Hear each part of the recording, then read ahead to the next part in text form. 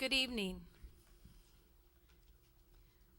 Welcome to the Tuesday, April 5th study session. All board members are present this evening. Mrs. Luton, make note of that. And at this time, please join me in the Pledge of Allegiance. I pledge allegiance to the flag of the United States of America and to the republic for which it stands, one nation, under God, indivisible, with liberty and justice for all.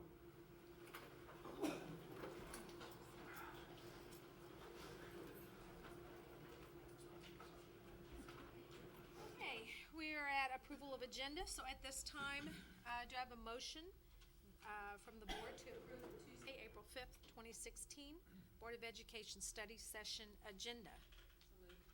Thank you. Second. Jean Twitty, a motion, and a second by Annie Bush. And this time, please vote.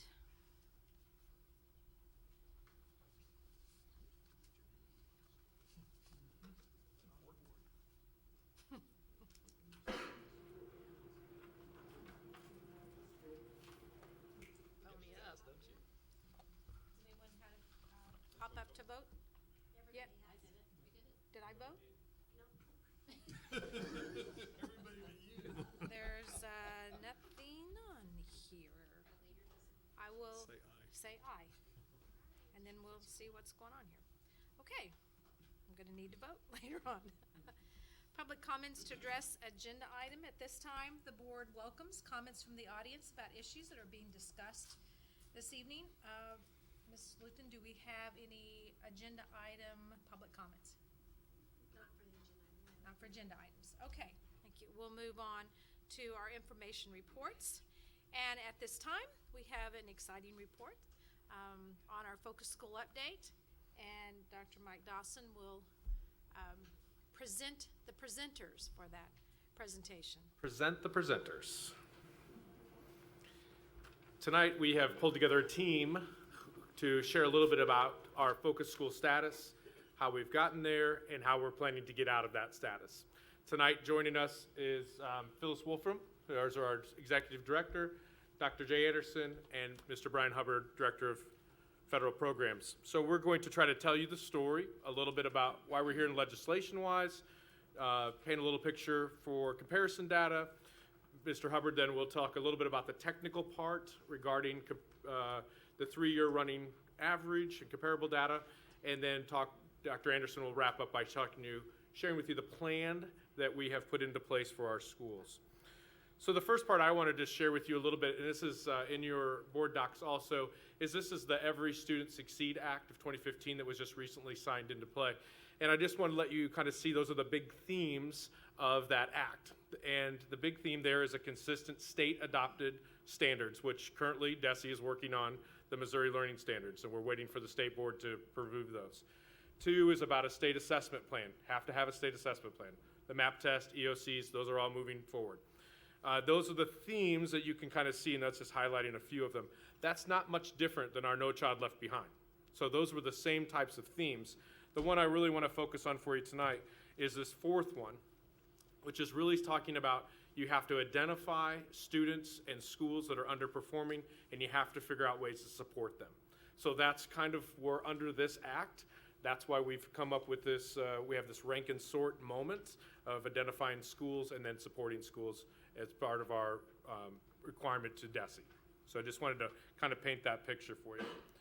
The other part of that is that schools are, when they're sorted and ranked and based on one data point, they are really put into multiple categories here, and it's priority schools, which is the 0 to 5% in that ranking, and then there's focus schools, which is the 6 to 15%, and then award schools. So we have a number of schools now identified in the focus school that have, when you rank all title schools in the state, that we are in that 6 to 15% of range. So we're going to talk a little bit about that data and share more about this journey we're on.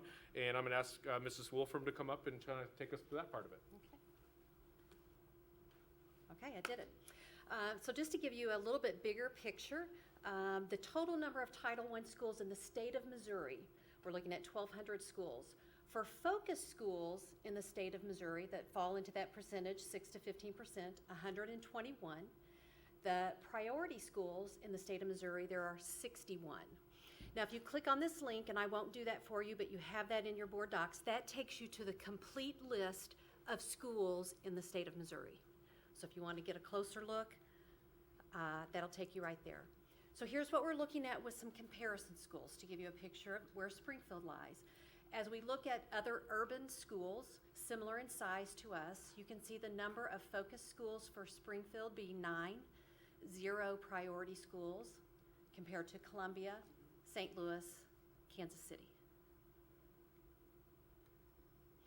So our focus schools that have been identified, as we look at that rank order, priority to focus, lowest 5% to 6 to 15%, our focus schools are Bowerman, Boyd, Campbell, Fremont, Watkins, Weaver, Westport Elementary, York Elementary, and then Westport Middle. So those are the schools we'll be focusing on for significant improvement. To tell you just a little bit more about the criteria for selecting those focus schools, we talk about a super subgroup. So that's that lowest percentage. So the super subgroup are our scores of our English language learners, our students with free and reduced lunch, our students who have IEPs, special education, and those students who are identified as Black or Hispanic. So now, just to kind of paint that picture of what those schools look like more specifically, we did a little bit of super subgroup analysis, our title schools versus our non-title schools.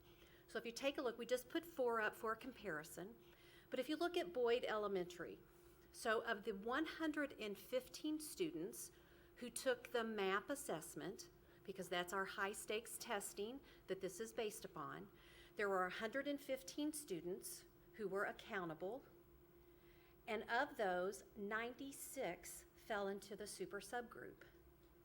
So 83% of their school is the super subgroup. Compare that to gray. Total accountable, grades 3 through 5 who take the MAP assessment, 57 of those students, which is 27% in the super subgroup at gray. Campbell, as you look at their numbers, 89 and 82. Campbell, 92% of their school population that takes the MAP assessment falls into the super subgroup. And then Sequiota, they're at about 41%. You can see those numbers. So just to kind of set the stage for you as we're looking at it, because we compare our schools a lot, title and non-title, to give you that bigger picture of what those title schools look like.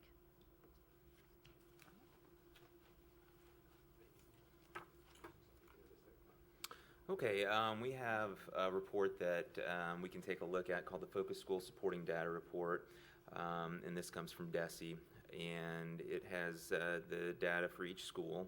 It has basically 3 parts. It has the reason for identification, which is up in this area, and then the second part, the middle part, has the 3 years of data, and this is specific to the MAP test, so it's the ELA, English Language Arts scores, and math scores.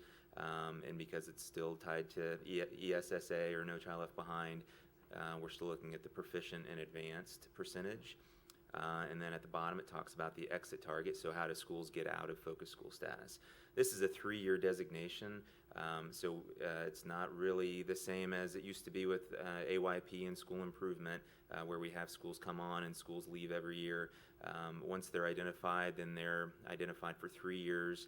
And then they'll take a look at after those 3 years, and so we're starting the second 3-year period right now.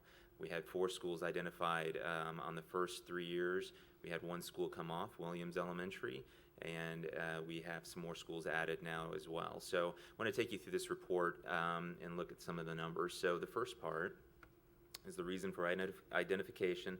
Talks about the subgroup again. The super subgroup is how it's referred to, and so those are the students that they're looking at. It also talks about how schools can come off, and you'll notice on the bottom part it talks about they have an exit target that's identified from their baseline year, and it's basically 3% more improvement in ELA and math. And so they have a target box down here we'll take a look at, but before we do, we'll take a look at this. The scores that they generate are based on 3-year averages, and so you have For 2015, when they're looking at that year, they're also looking at 13, 14, and 15.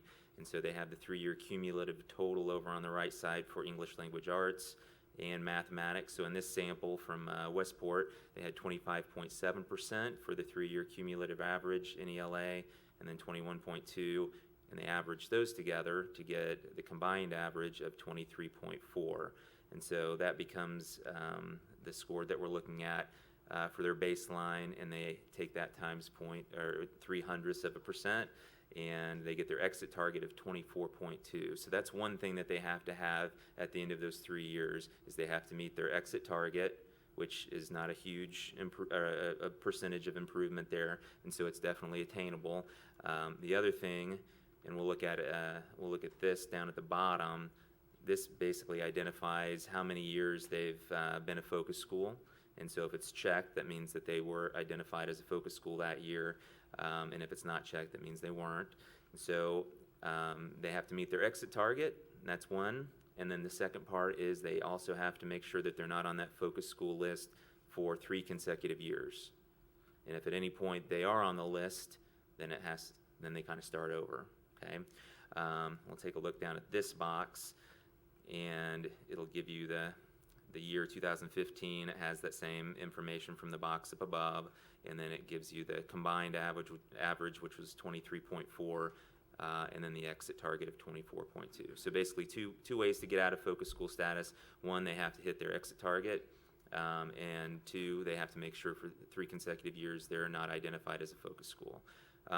The difficult part about that is we're kind of in there with all the other Title I schools in that ranking, so we're all jockeying for position every year because there's the same number of schools identified each year. But we do have some success stories. We have Williams Elementary that came off the list. They met both of those criteria, and then we also have York Elementary, who, if you look down on this box here, they met in 2015. So that means they have 2 more years to meet, and if that's the case and they meet their exit target, then they'll come off as a focus school. And they had a really great year last year, and they actually had, this is their baseline year. So in 2012, when they were identified, they had 32.5% ELA and 27% math for a combined average of 29.8, and so their exit target is 30.7. And we'll take a look. This is what they did last year, 39.6 in ELA and 38.9 in math. So she has a nice upward trend there. Plus, since they had really great scores in 2015, as we move further into the future, those older scores drop off, and then we have a 3-year average for the latest 3 years. So that's really good news for York. It looks like they're on making progress toward making it off the focus school list as well. And Jay's going to come up and talk about the plans that are required. So part of the plan is looking at what is our response and when. And that's an important question because DESE requires our response to include an accountability plan that has these 4 categories right here on the far left side.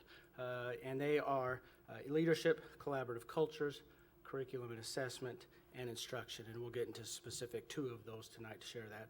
When it comes to the plan implementation, we know that we're all about planning, especially the state has lots of plans, and because of that, our plans have to fall in aligned to their plans. And part of our goal there is we want to put an emphasis on the alignment of those plans. So we have a baseline plan, we scaffold up to give them the support that they need, and here's our next plan, and here's our next plan, so that we can get those average of averages up that Brian talked about, so we can help these schools move out of that plan, or off of this list. And our timeline is on the far right there. Plans were actually due to be turned into the state just a couple days ago. They are already in. We have some opportunity to tweak them if we need to, but by and large, the overall plan is already in. And it comes from the guidance of it's a team approach. It's not just one person. We have state involvement and district involvement as well as the principals. And part of that also includes giving you regular updates, and we're going to do that in our Friday board updates to you once a month so that you can see the status of where this are, because we want you to be informed of the direction that we're going.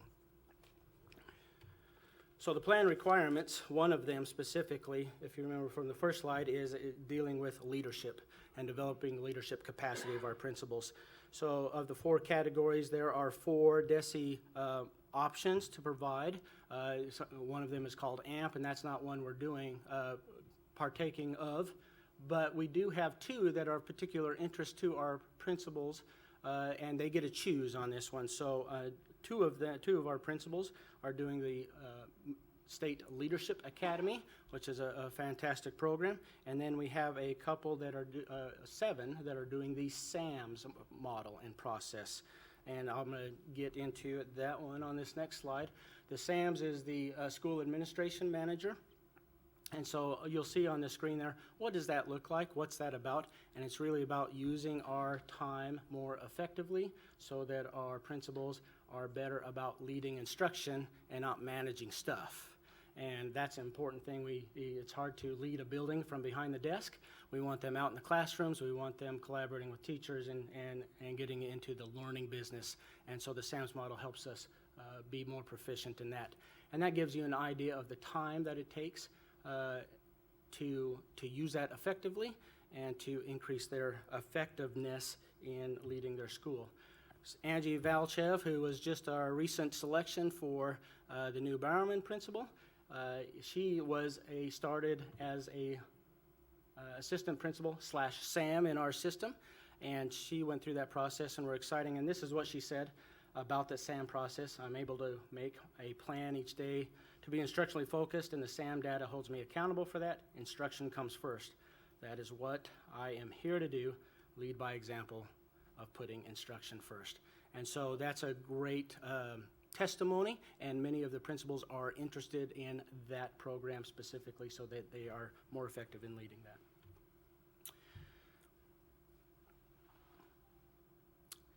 So when it comes to our plan, district leadership and departments have already met twice with the school principals and to focus on data analysis, planning process, and collaboration.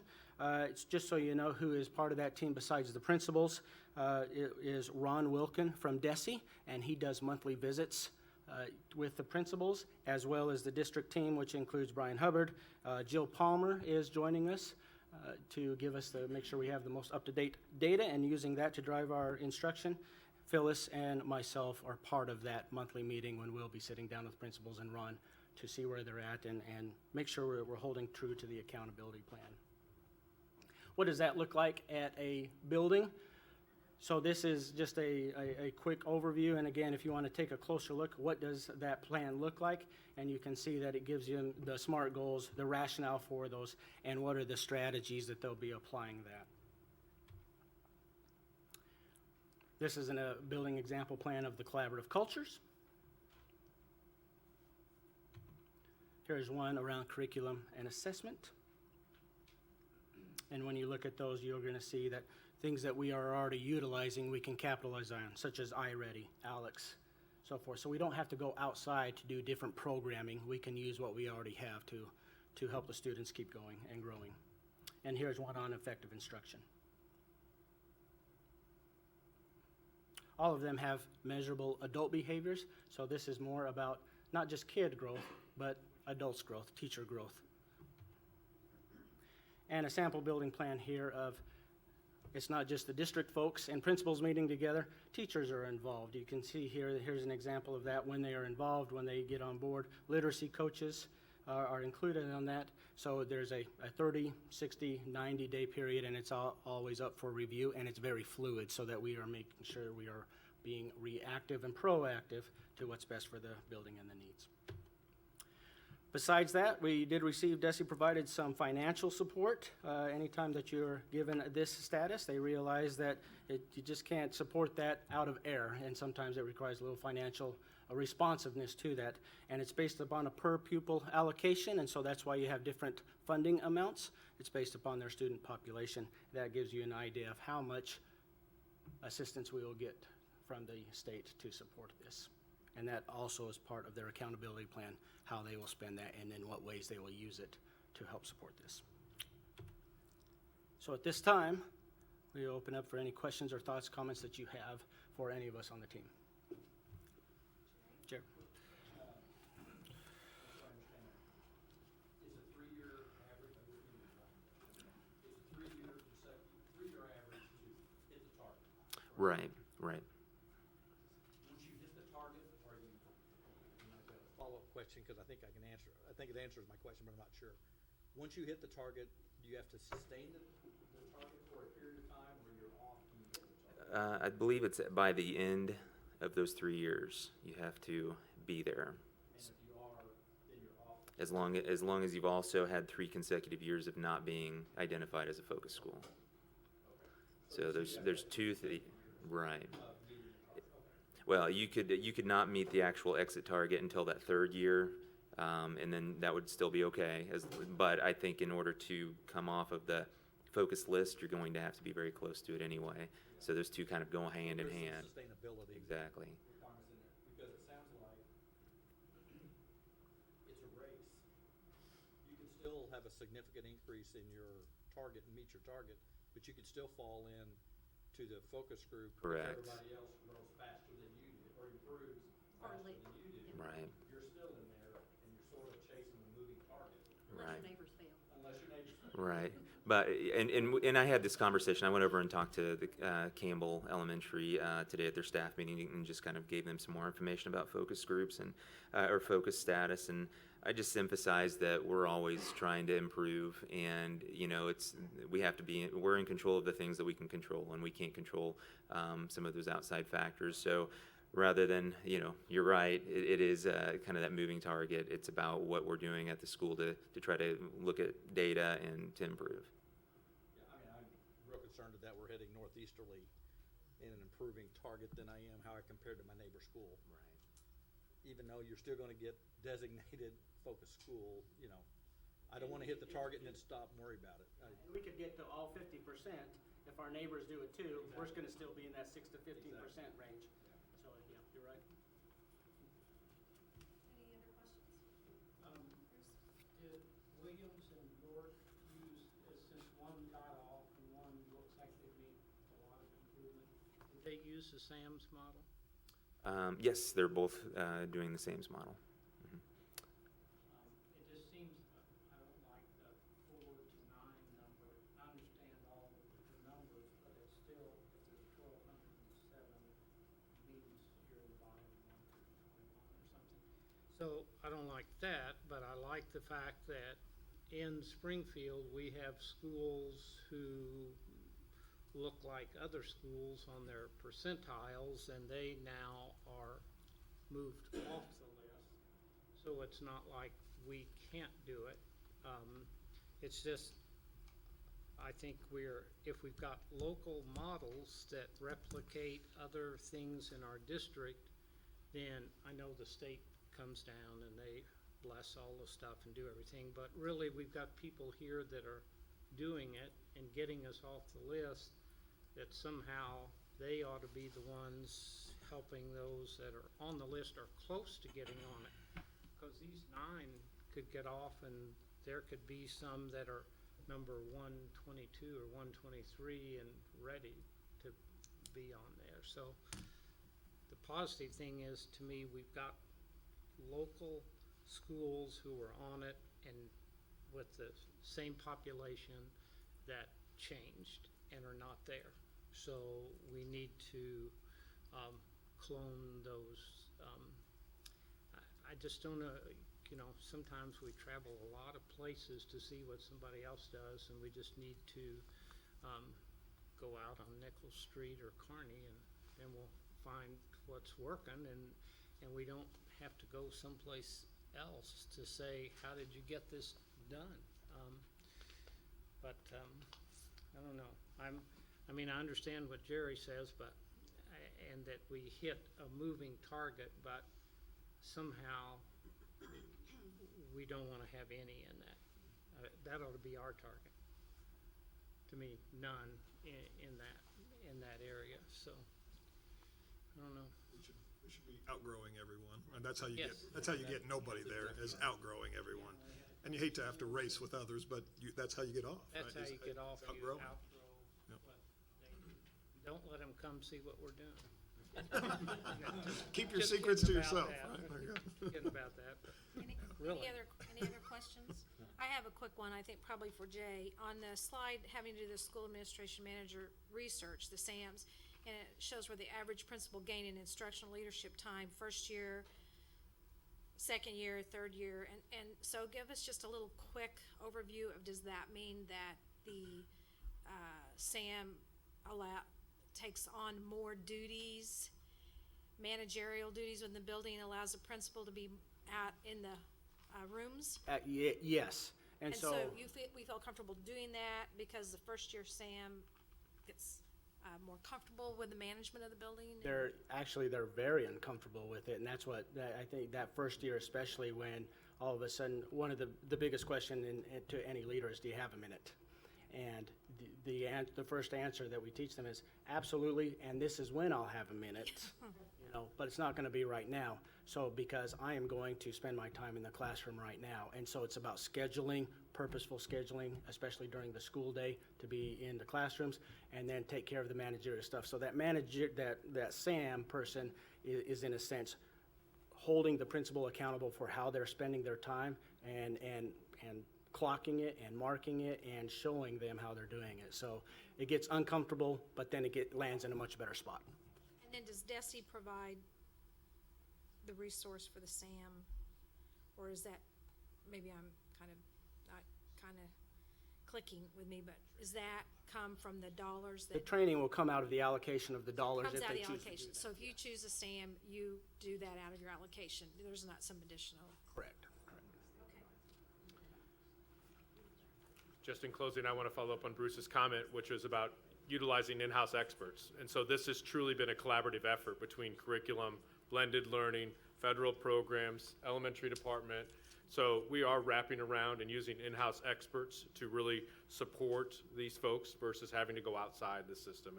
And we are having testimony. So Laura Hopper from York has already shared that testimony, and they've already kind of picked up on some of the practices that she's already implemented. And so having that collaborative culture and building off of each other's strength is really, I think, how we're going to move this needle off this list. So appreciate that comment very much. And I just want to thank the team. Thank you very much for your effort in putting this together tonight. So thank you. Thank you very much. Okay, well, moving on to our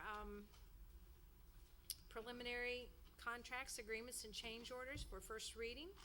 Ms. Embry? Good evening. This evening, as you mentioned, we do have items for first read, and I have a few that I would like to highlight for you. The first one being that we did add one late this afternoon, and it was relative to some library furniture at Pershing. Excuse me. So I want to draw attention to that. And also, we have a placeholder for summer school. This is basically related to the supplies needed in the classrooms. We do not have all of those bids locked down at this point in time, but we'll continue to bring those forward as is required by board policy. This is just to notify you that we're in that process. And then I also would like to point out that we are bringing you the custodial chemicals.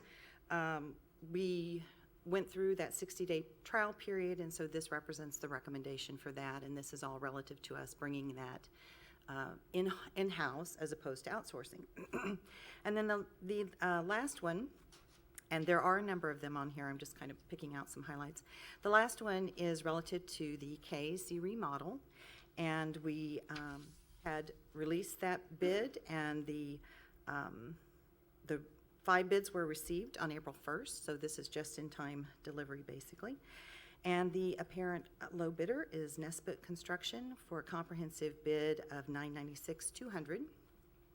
And that includes a couple of alternates, and I'd like to point out one of them, and it's one of those things that people wouldn't know unless they work there, but there will likely be head nods of some of them.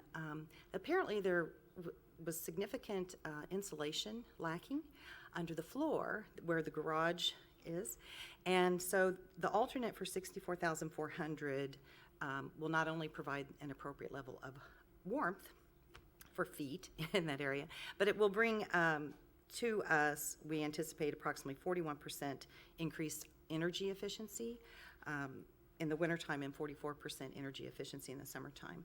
And recall that this is all relative to that phase 2 process where we're reducing down from the 4 administrative offices to 2.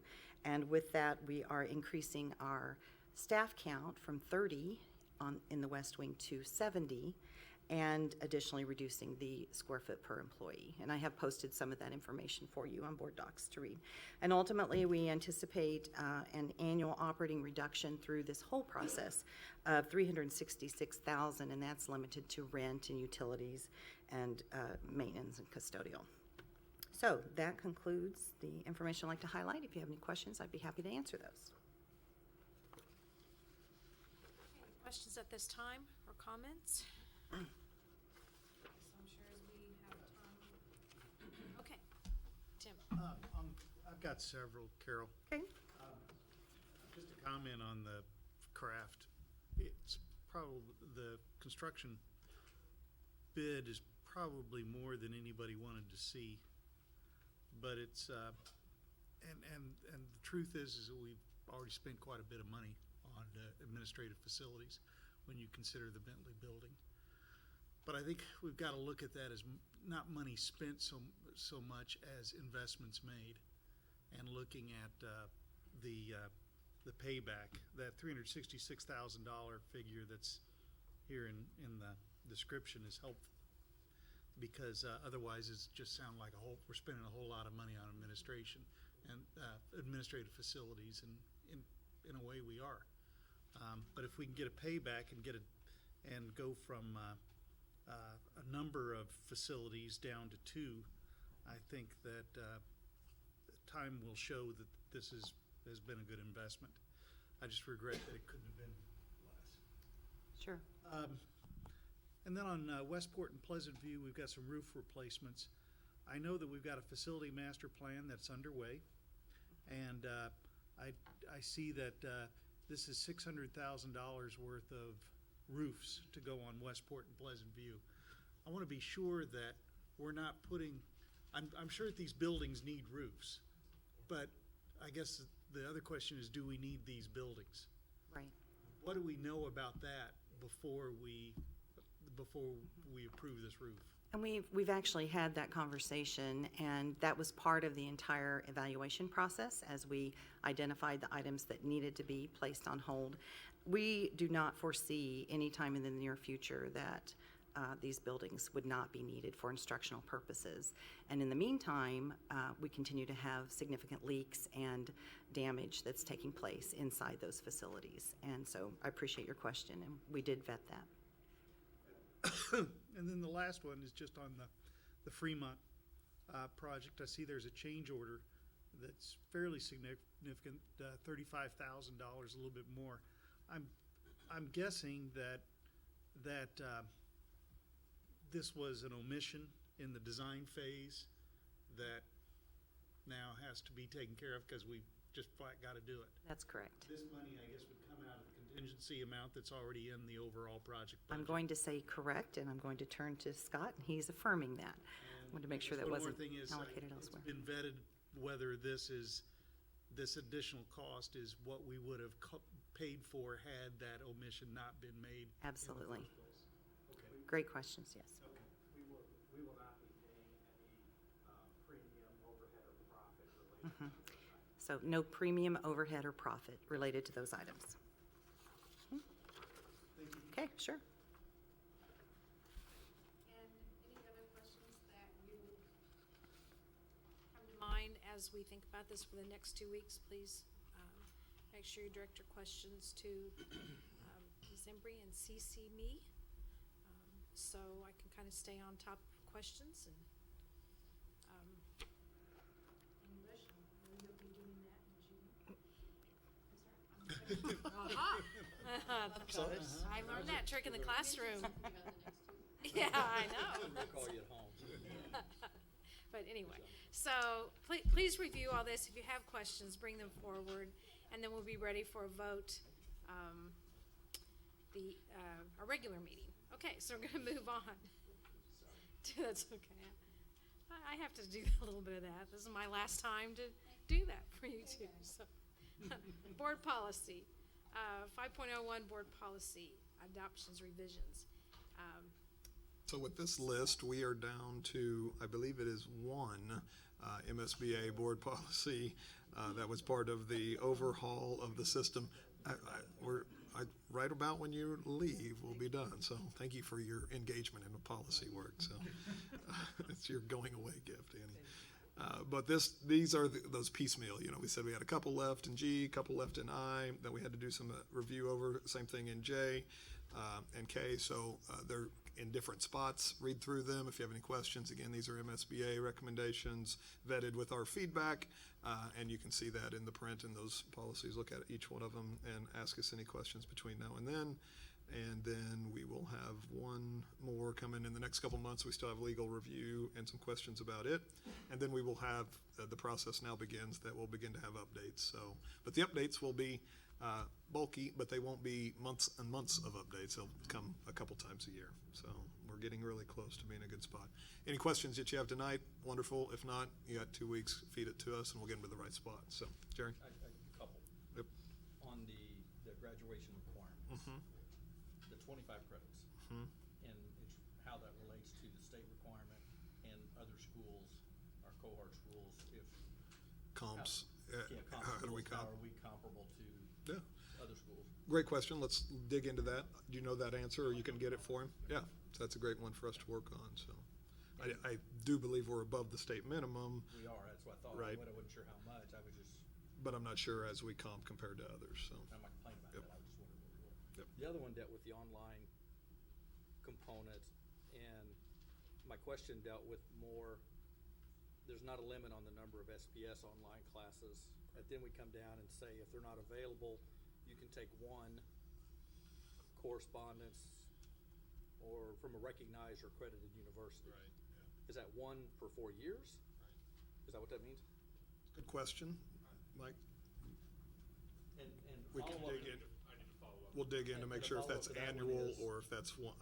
My Because gut several is of them that's might- one annual, but let me one annual, double check. okay. Yeah. And then my follow-up to that would be, because there's a lot of other high schools that are doing online classes.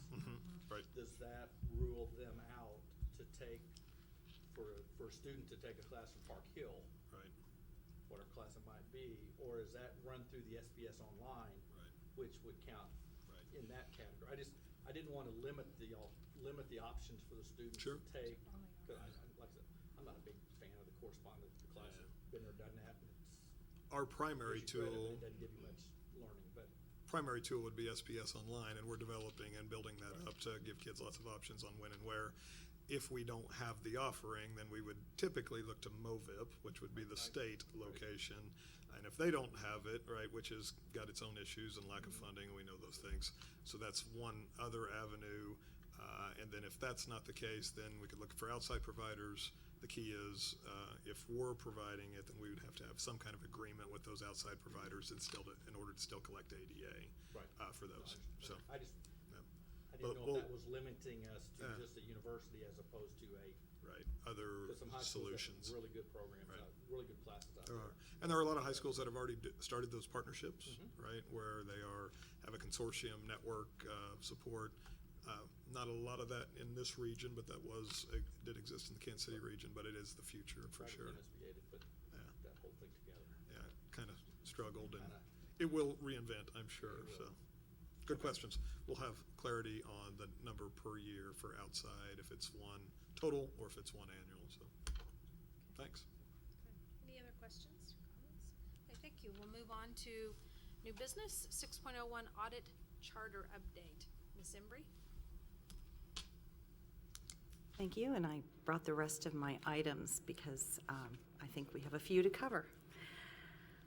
This evening, we're presenting to you for consideration a revision to the internal audit charter, and that is as a result of the recommendation that we made to you February 16th in executive session that Mr. Waylon Mueller would be appointed to a different position within the system. Currently, he holds a position of internal auditor, and our recommendation was that he would become Assistant Director, Financial Control. And that came about because we had a retirement that was provided to us in the Finance Department. And as with every position, we evaluate what is the best application in terms of utilizing our resources in terms of staff in this situation in the best manner. And we identified that this would contribute greatly to the Finance Department work and the efficiency that is that we're able to bring through that. And Mr. Mueller was the perfect person for that because of his knowledge of the system and also the work that he had done with the Finance Department. So, excuse me, the plan at this time would be that this is first read consideration. We would then, at the second April board meeting, bring back for a recommended vote the internal audit charter, and we would then move forward with the request for proposal for outsourcing our internal auditing services, and that is how the charter has been modified. We posted both the current charter that I believe was approved perhaps in October or November, it was in the fall. And then also there's a document posted that shows the comprehensive change to it. So with that, are there any questions for me? We've posted also, I should note, the timeline. What this would mean would be that we would outsource this to an independent firm. They would come in, we propose, and meet with board members at the July 12th meeting, and that would be an executive meeting for audit purposes. And then they would continue on with the identified items that need to be reviewed in the upcoming months beyond that. Our recommendation is that we handle this in this manner at this time and then reevaluate that after we've gone through a year to determine should we go back to having an internal auditor position or continue with the outsourcing option. Sure. So come July, we've got a list of, for the charter that we had. We do. Projects or areas that we want to audit as part of the scope of work for the next year. That is correct. We really haven't lost anything, we're just moving right along, it's just a different phase. Right. And Mr. Mueller and I have been working together to develop the request for proposal, and we have specifically as the scope listed those specific audits so that we can ensure that that work continues. I guess I have one quick question. So just as brief as you can explain this to us. So why, as a board, by making this change, can you give us an overview of how this would just be a good change for the district? It was after an audit several years ago, external audit, that we put an internal auditor in place. And I know that's been several years now, and so now we're moving in a little bit. I mean, it seems like we're doubling up on looking at our financial situation, but maybe you could just kind of give us just some things to think about and to reflect on how this is a good change for our district. So with regard to the opportunity for the finance team to work with Mr. Mueller, that was absolutely a win-win for us due to his expertise and his knowledge of our district also. Specific to the outsourcing of the internal audit services, this provides absolute independence of internal auditing, which can be a struggle. It has not been a struggle in Springfield Public Schools. Mr. Mueller's remained very independent. As you know, he has reported directly to you, but an external company can certainly bring a heightened level of independent auditing. This gives us the opportunity then to have 2 external auditing firms reviewing our data on an annual basis. And the other factor that contributed to this recommendation is that we believe we can do this in a cost-neutral manner. So it seemed like a logical thing for us to do at this time. This is gonna be on an ongoing basis of monitoring That's correct. effectiveness, and then we may decide in a year or 2, go back. Right. And the RFP also, aside from the scope including continue the work that had already been identified by our internal auditor and approved by you for the work coming up, the RFP will also indicate that we need them to price out what it would cost to do a risk assessment. And that is something that they would do toward the end of the year for the next year's work. And that would be a standard operating procedure in the event that this would be the path that we continue to take. Okay. Yes, we have 2 In general, in schools of this size, how many have internal auditors at all, and then of those, how many are outsourced? That's an excellent question, and I don't have the answer for that. So let me see if I can get some information. We have a cohort that we can reach out to that would not be limited to Missouri, but nationwide, and I think that would be a great data point as well. It seems like to me, it's clear, even though you have an internal auditor, it's supposed to be independent. How can you, you're still infuriated with me, but it seems like the internal audit would be more fair with someone coming in from outside with new connections and working day to day with people. I would think that'd be harder, but I'd just be curious to see what the Sure. model is in places. There aren't a lot in the state of Missouri, I will tell you that. But with regard to the larger districts, I don't have that answer. Any other questions? Okay, Okay, thanks. we have 2 weeks, and refer any questions that come up between now. Move next to our technology lease Ignite Year 2. Okay. So, we have for you this evening a recommendation, and it does reference Ignite Year 2. Recall that back in June 2015, we presented to you the plan for Ignite Year 1 that included authorization to move forward with lease financing for that equipment.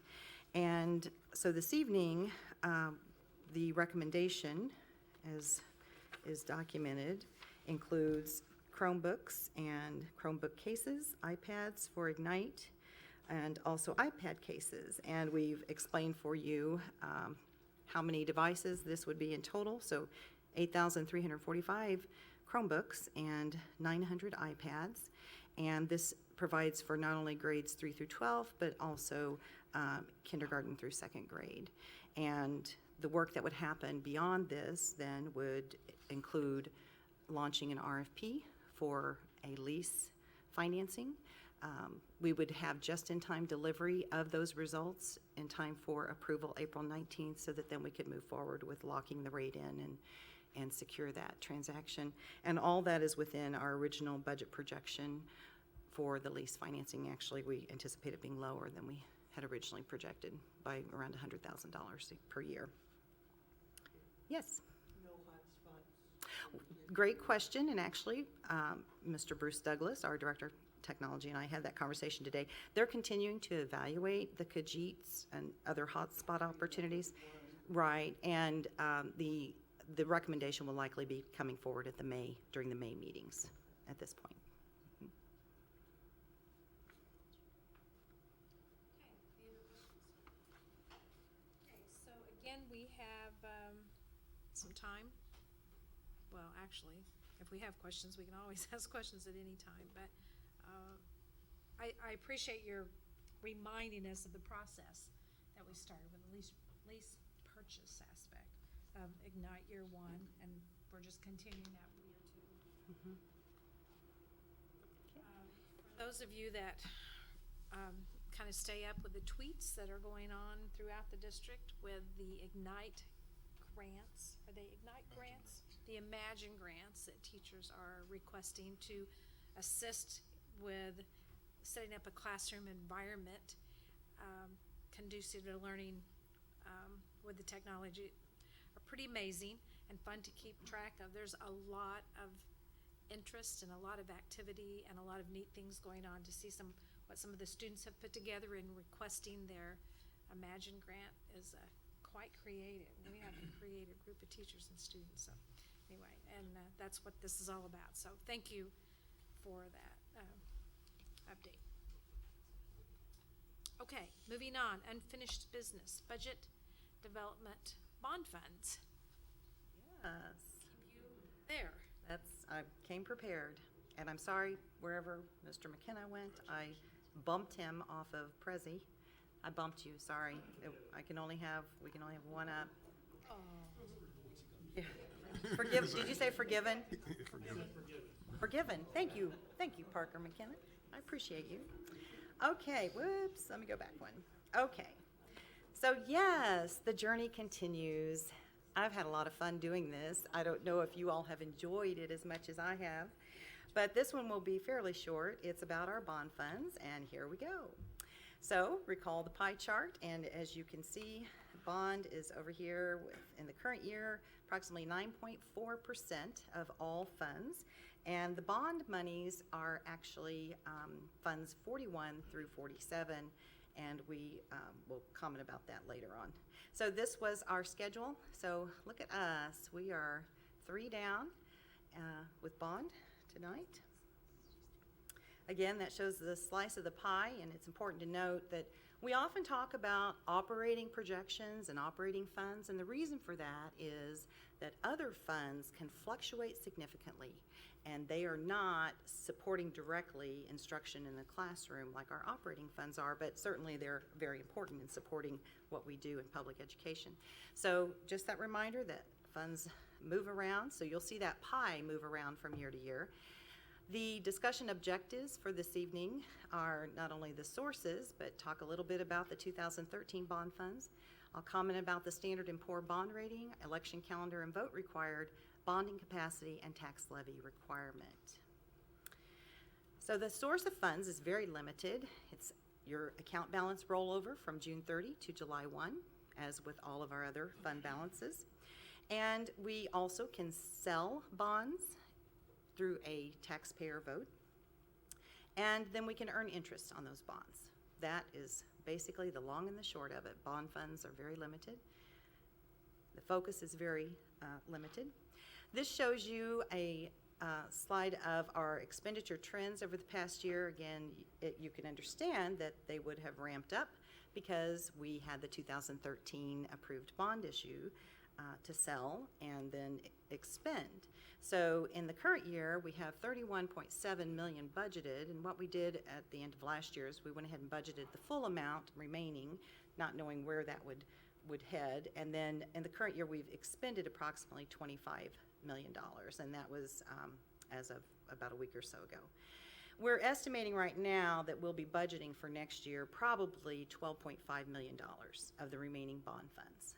And so important to note that each year, as a board member, you would want to know how much is left and what work remains to be done. And so that would be part of what we present to you at the June board meeting. This shows you a snapshot of a report that we are now providing to you every single month. In the past, we had provided the financial portion, the detailed financial portion of the bond money or the bond spending pattern with the quarterly bond report, where that is really about the project progression when the quarterly bond or the construction report is provided. So this is provided now each month as part of the treasurer's report. So you can see all the pages that show each of the projects separately and the ways that we're spending that money. And we will continue in this pattern of providing monthly. I mentioned that the bond fund is a sub-fund of the Capital Projects Fund. So a reminder that the Department of Elementary and Secondary Education requires districts to report 4 funds to them. And the 4 funds are operating or general, I should say general fund, teacher fund, debt service fund, and capital fund. So combined in that capital column is regular capital and bond monies.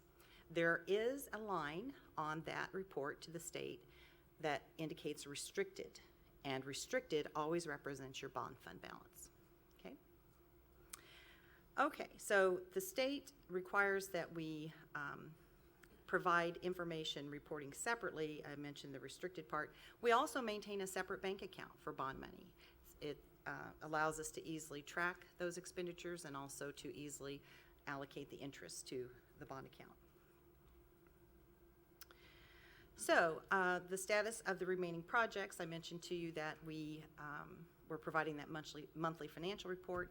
We also have a construction update that will be coming forward next month, or not next month, but at the April meeting. This month at the second meeting.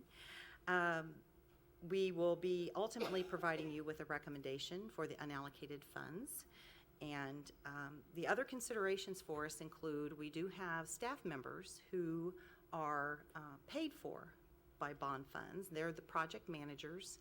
We also have a portion of our director of construction management salary and benefits that go toward bond. And we are taking a look at that actually this month to determine what would be the best strategy for moving forward. This slide shows you the snapshot of the front page of the Standard & Poor's bond rating. And the bond rating is what ultimately provides our interest rate for the sale of those bonds that patrons or others might determine to purchase. And independently, we have a AA rating. You should know that there are probably only around 20 other school districts in the state of Missouri who enjoy that great rating. And so it's a rare situation. So it's something to be proud of. And a number of factors are reviewed to consider that. Anytime that you sell a bond, there will be a review process by the Standard & Poor's team. They also conduct an interview of administration, and they learn a lot about our district in addition to looking at financial reports through that process. Yes? What's long-term rating and underlying rating for credit program? You know, One's an A, one's an well, there's a program rating for overall. How I want a big crayon answer. you want I to? want a big crayon answer. A big crayon answer, yeah. There are a number of factors that contribute to that. I can't speak to each of them. We always pay attention to the bottom line. We're AA rating for our district. I don't know. So you don't. Right. Mhm. I don't know if Dr. Jungman has anything. Yeah, and we count on our bond. Yeah. I'd be making one up right now. Yeah. You know, See, so quite frankly, we count on our Not my level of expertise. our bond financial advisor to assist us through this process. And if he were here this evening, he could tell you all sorts of information. More than 91 million, but double A plus Mhm. on the program rating says even better. Yes, it does, yes. Okay. Okay. I thought you probably wanted to stay up here, but I can get that information for you if you would so desire. Okay. Give it to Ann. We'll just provide it anyhow. Okay. Great. So we kind of started down this path about elections and vote requirements, and so these next two slides help us better understand those. So this is actually information that's posted on the Missouri website for the state of Missouri, and it shows you official election dates and also the type of election. What I did extrapolate out is relative to the Kansas City area. There are some special rules and regulations. I didn't think we needed to see all that, but shows you not only last date to register, but candidacy filing and then certification due dates. And it's always posted out there each year. That was the 2016. Yes, sir, Tim. Regarding that calendar, are you saying that each of these 1, 2, 3, 4, 5, 6 dates in a year could be bond election? Let me take you to this slide. Oh, sorry. That's okay. So this is the Department of Elementary and Secondary Education election date and required passing percentages data. And so this is really the information that you would want to take a look at in terms of our availability for elections. Yeah, so see that, right. Right, so it matters when you place a bond issue, from a calendar perspective, as you're highlighting there. If you run it in February, 66 2/3% for passing, and in April it's 57.14. And then it even changes beyond that if it's an even or an odd year. So it's just a special little part of the Missouri Constitution that we pay attention to when we're placing bond issues. We were just kind of talking about why Sure. the differences. Oh, yeah. Somebody did disclose the likelihood of something passing and plugged them in. More changes are actually being discussed this year. It's a topic of discussion every year of how many dates you get and what are the percentages that you get. So it's not something that is static. It actually does move and things come up, and it has been reduced down. Is there a formula somewhere that can? I mean, the percentages is just 4/7 or Variables. 2/3. Voodoo. I'm done. But the dates, April, August, November. yeah, I think just, I don't know where it originated, to be honest, You're so, most likely to get out and vote, maybe. yeah. So I do want to highlight one thing for you.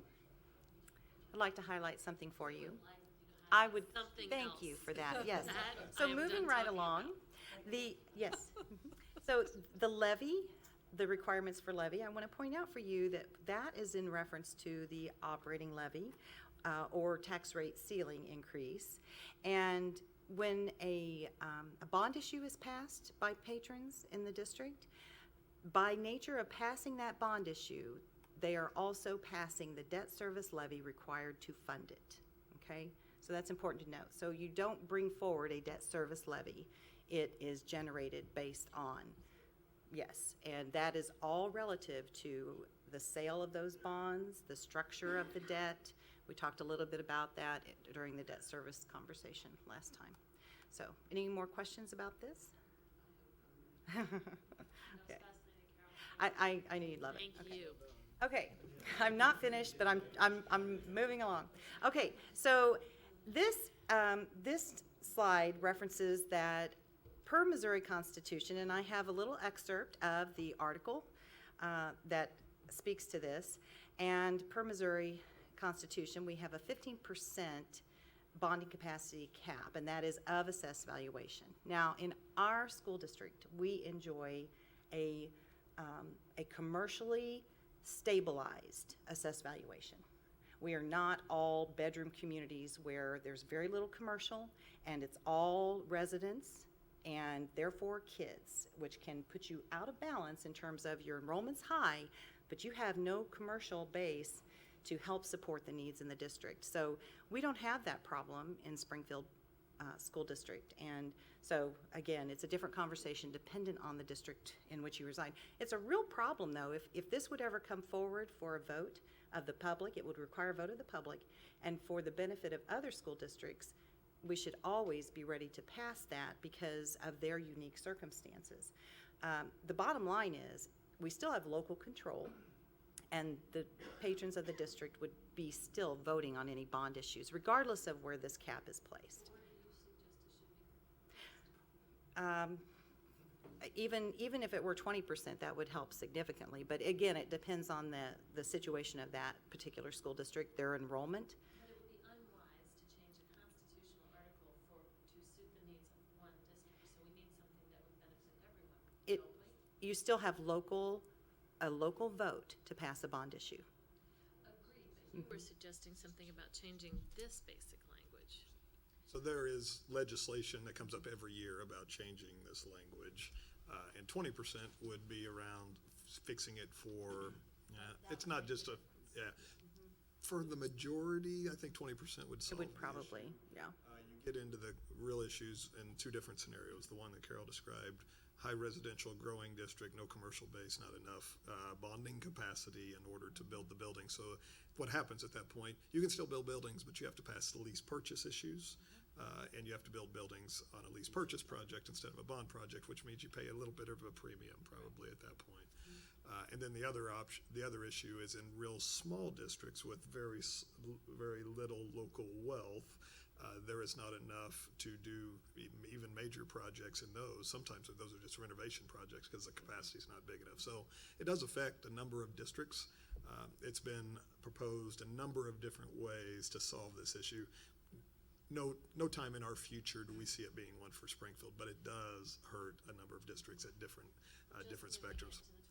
20% would be a significant. Right. And then there's been a lot of different solutions on ways to do that. You know, one of the last ones that we had worked on with others was that there would be 2 votes that you would have to ask the voters to move the cap up, and then you would have to have them approve the bond issue so that they would be authorizing both issues at the same time. Was a alternative solution. That's still, none of those have passed, but this has been a piece of legislation that's been there for probably at least 10 years. Every year that I've been in the superintendency, it's been a discussion point because there are significant pain points with districts around how to deal with it. So, All right.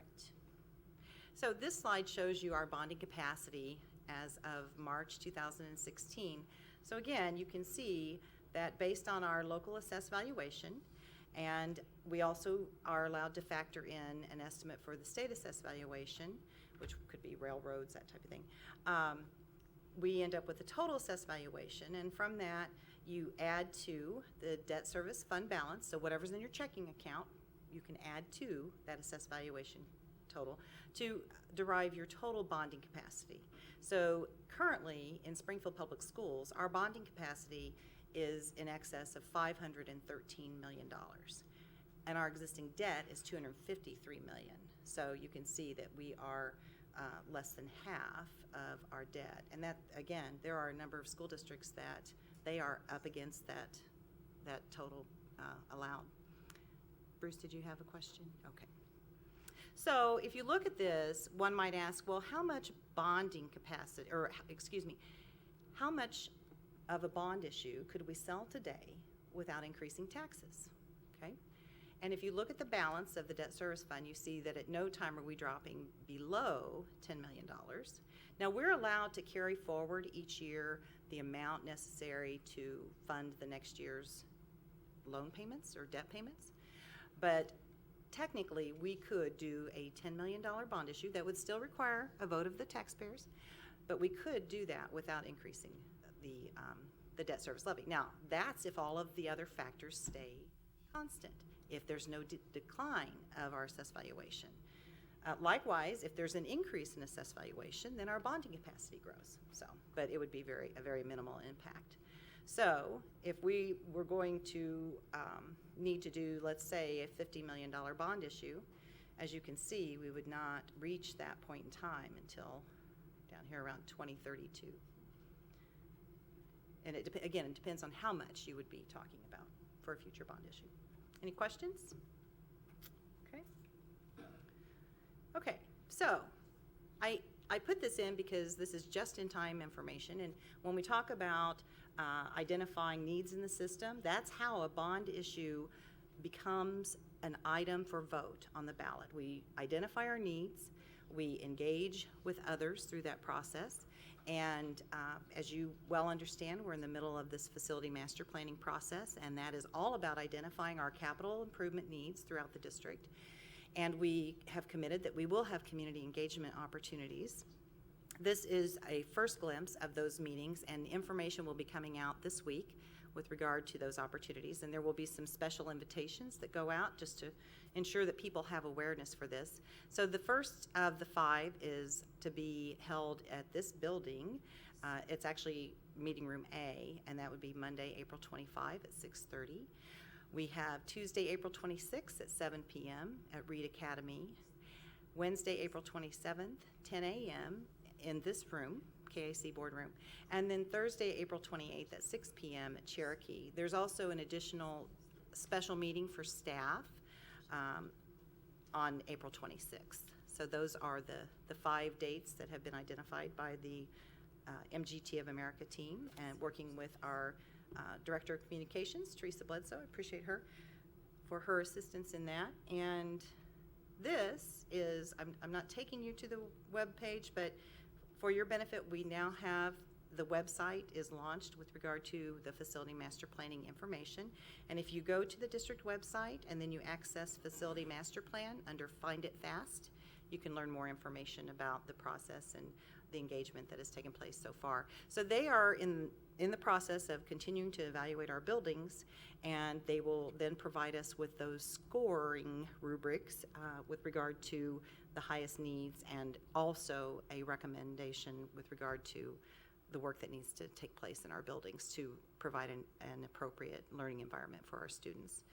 And we anticipate that beyond these April meetings, there will be other opportunities for community engagement as we continue to evolve in what we've learned through the building assessments. Okay? Any questions about that? Okay. I asked Dr. German if Kathy can send us those dates, because I don't think that was in the slide. I don't think we did that. I added it in like 5 minutes ago. But that brought me to what I was thinking. Is it suggested or anticipated that we should be there or make a plan so that we're there to hear what is said, or what's? If you want to, we do have 2 board representatives that will be attending. Well, that comes as news to. It is news to you, yeah. Not all You of don't them. need to be, We're Those are happy just- to do it, yeah, of course. yeah. We've No, been on the other side Yeah. helping plan for it. Well, I was These are looking- public these- meetings. Yeah, we've been to the Again, other would be meetings. if you but- choose to go. Well, You but want if to go. we'll discuss it, right, fellow. yes. What are we? Facility master plan board members. Board liaisons, there you go. Committee. Oh, no, Yes, not this committees. is just-in-time Reps, delivery, liaisons. truly, this evening, Yeah, this Now I information. get your meaning of that, because I'm going, oh, Uh-huh. that seems like something. Yeah, it's a new piece of information for you, yes. Seems so. like something that will disrupt my car flow. And again, there will be great representation there, and actually, the management team will, and when I say that, I mean MGT of America, they will train the people who will be facilitating conversations. And so at those meetings, we anticipate that there will be a large group discussion, and then there will be an opportunity to break into smaller groups to talk about certain areas of the project. So we'll get that information out and get invites sent as well. So moving forward, when we talk about, so that's how a bond issue comes forward. You identify the needs in the system, and you prioritize those needs, you have a dialogue, and determine that, okay, in order for us to truly do what we need to do in our buildings for kids, we need to bring forward a bond issue. And when you consider how that might play out with regard to the debt repayment, and actually I've had some conversations with some of you about our current debt structure, and it's basically set up based on the best information you have at the time. And the bottom line is you have to lock it in, bless you, yes. You have to lock it in at that time.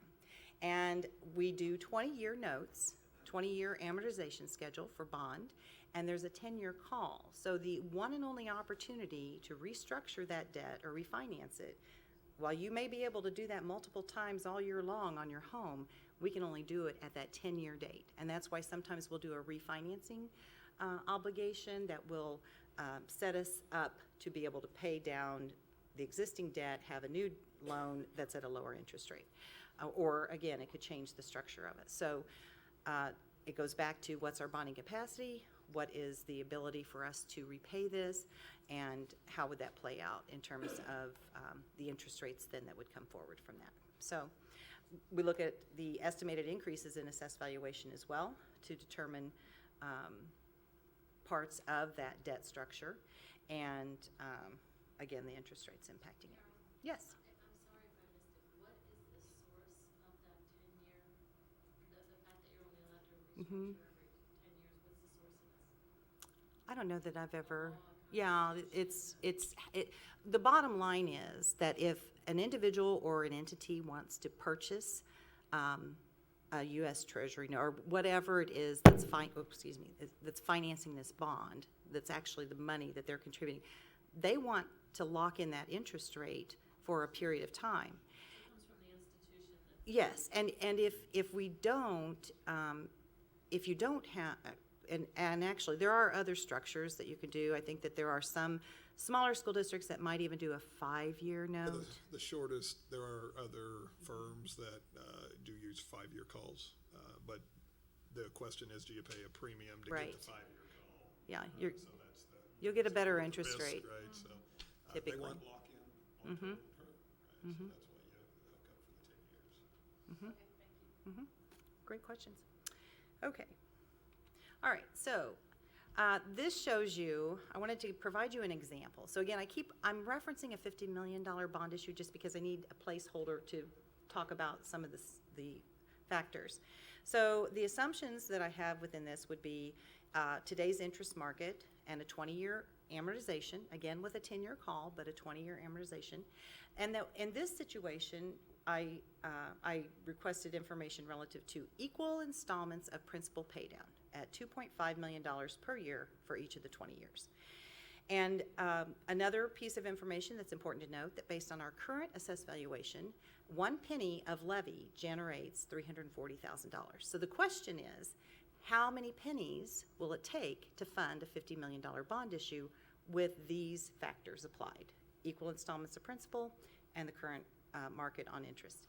And that would cause us to require, again, it changes from year to year, and that's why every year the state auditor's office allows us to set our debt service levy relative to the factors that will generate the appropriate amount of revenue to pay our debt.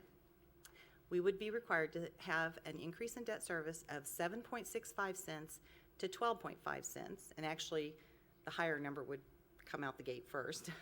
And then annual payments would range between 2.6 and 4.25 million, again, paying more on the front end because you're paying more interest on the front end.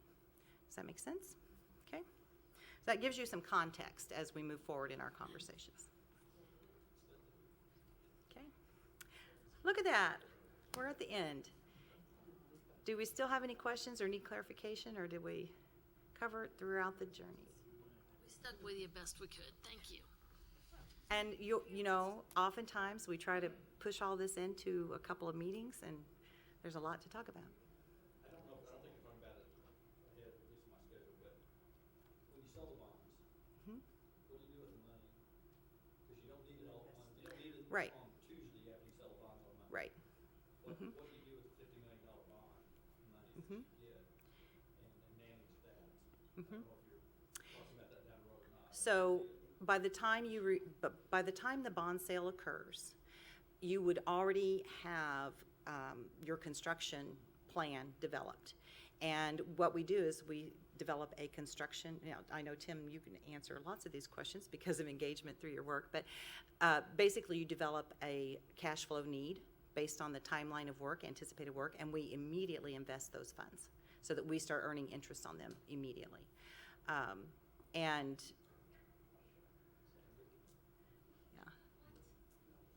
Don't bring new words. so, yeah, the interest rates, okay, so there's a thing called arbitrage, and what that means is that you cannot sell a bond, Jerry, and make money off of the deal. So this is an internal revenue service function, and so if we make more money, let's say that our bonds only cost us 4% and we're making 10% on interest at the bank, well, we would just let that money ride, right? That can't happen. We have to forfeit that money to the IRS. So, yeah. So it keeps everyone focused on making sure that you spend the money down in an appropriate period of time, and yeah. So But at the same time, you're using the interest you get. absolutely, which goes back to that. That's one of the opportunities to have bond funds. But again, that money would be deposited into a separate bank account and in separate investment vehicles, and with an accounting code structure that would ensure that we keep it tracked and in the right fund. Okay, any other questions? Okay, all right. Next board meeting, still in April, we'll talk about GoCaps, and that would be the Greater Ozark Centers for Advanced Professional Studies and Health Benefit Trust Fund. So stay tuned for that. Move on to 7.02. While you're there, do you want to talk us through Fremont, FF, and Needs? I would love to do that, and I'm prepared. Okay, so So, at the last board meeting, you heard a presentation from some of my friends, Dr. Anderson and Dr. Grandin, with regard to Fremont Elementary and all that was going on with that. We also included in part of that posting information to advise you that we were in process of getting the Fremont furniture, fixtures, and equipment bid resolved, and work had been going on behind the scenes. I would like to take the opportunity to highlight again that it's been a great process. We had instructional leaders and operational leaders at the table working through what's the best use of the funds that have been allocated for the furniture, fixtures, and equipment for Fremont. And so this is a first presentation, but we do need a vote tonight. It's the first in a number of other items that will come forward potentially. There will be some stragglers is what I'm trying to say. So we have a budget allocation in the bond account for Fremont FF&E of $1,060,000, and the items that are presented at this time total $757,828.34. And we've listed them by vendor and the product being provided and the total amount by vendor. And there's also a section right there in the middle that highlights for you that currently we are anticipating a total spend of just over $975,000 of the $1,060,000. So this is within the bond budget for this project and for this project as well. So we would ask for a vote to approve these purchases. First, I'm gonna ask if there are questions or comments or any additional questions, Carol, anything about, I know this has been an extensive process and that the principal at Fremont, as well as staff, have been Yes. involved in this work. I happened to be in the principal's office and I saw stacks and stacks and stacks of books, and they were pouring through those to find the very best furnishings for their students. So I'm confident that a lot of work has gone into that selection and getting the right thing for the students at Fremont. But anyone else have any questions or comments? Okay, so at this time, I have a motion by Annie Bush that the board approves of furniture, fixtures, and equipment for Fremont Elementary as presented. And I think I have a second by Jean Twitty. You do. So at this time, we'll vote. Thank you. And I got voting, okay.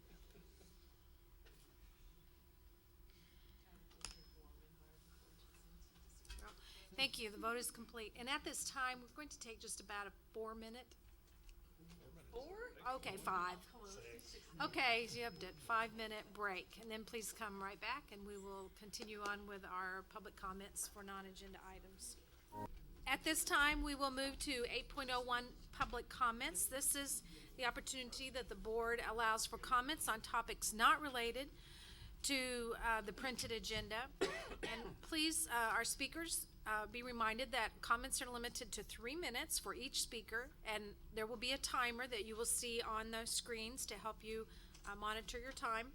It is inappropriate to address the board about individual students or individual staff members by name in open meeting. If you have concerns about individuals, these concerns should be addressed through the appropriate administrative supervisors, either at the school or at in the district office. So at this time, Mrs. Luton, I understand we have requests to address the board. We'll start out with our first one, and I would invite Jennifer Morris to come to the podium and share with us her topic. Hi, good evening. I'm Jennifer Morris, and I am the instructional technologist at Sequiota Elementary. There are 24 of us in the district. Do you know what an instructional technologist is?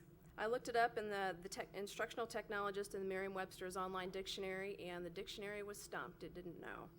Here's what I do in any given day. My fellow IT colleagues and I do the same stuff. I'll go quickly because I'm timed. I teach all classes in the school throughout the week, 15 in my building, up to 22 in some buildings, the same schedule that the other specials teachers have, music, art, PE. I teach just like they do. I teach this by myself at no time during my week or school year. Am I co-teaching, team teaching, or have anyone teaching with me or my students during my time? I see all 15 classes. We teach anything Google, including slides, docs, sheets, videos. We teach students how to embed websites, how to embed videos and pictures into these programs, and how to link Google to Canvas. We also teach Canvas. I've taught second graders, those are 7 and 8-year-olds, how to upload pictures and videos from their iPads to their own Canvas page. We're teaching most students how to respond to discussions and assignments through Canvas. We all teach digital citizenship. We also keep up our own Canvas page. Most of us built our own Canvas page from scratch. We facilitate district programs such as Lexia, Dreambox, Alex, if we have time and not to every class.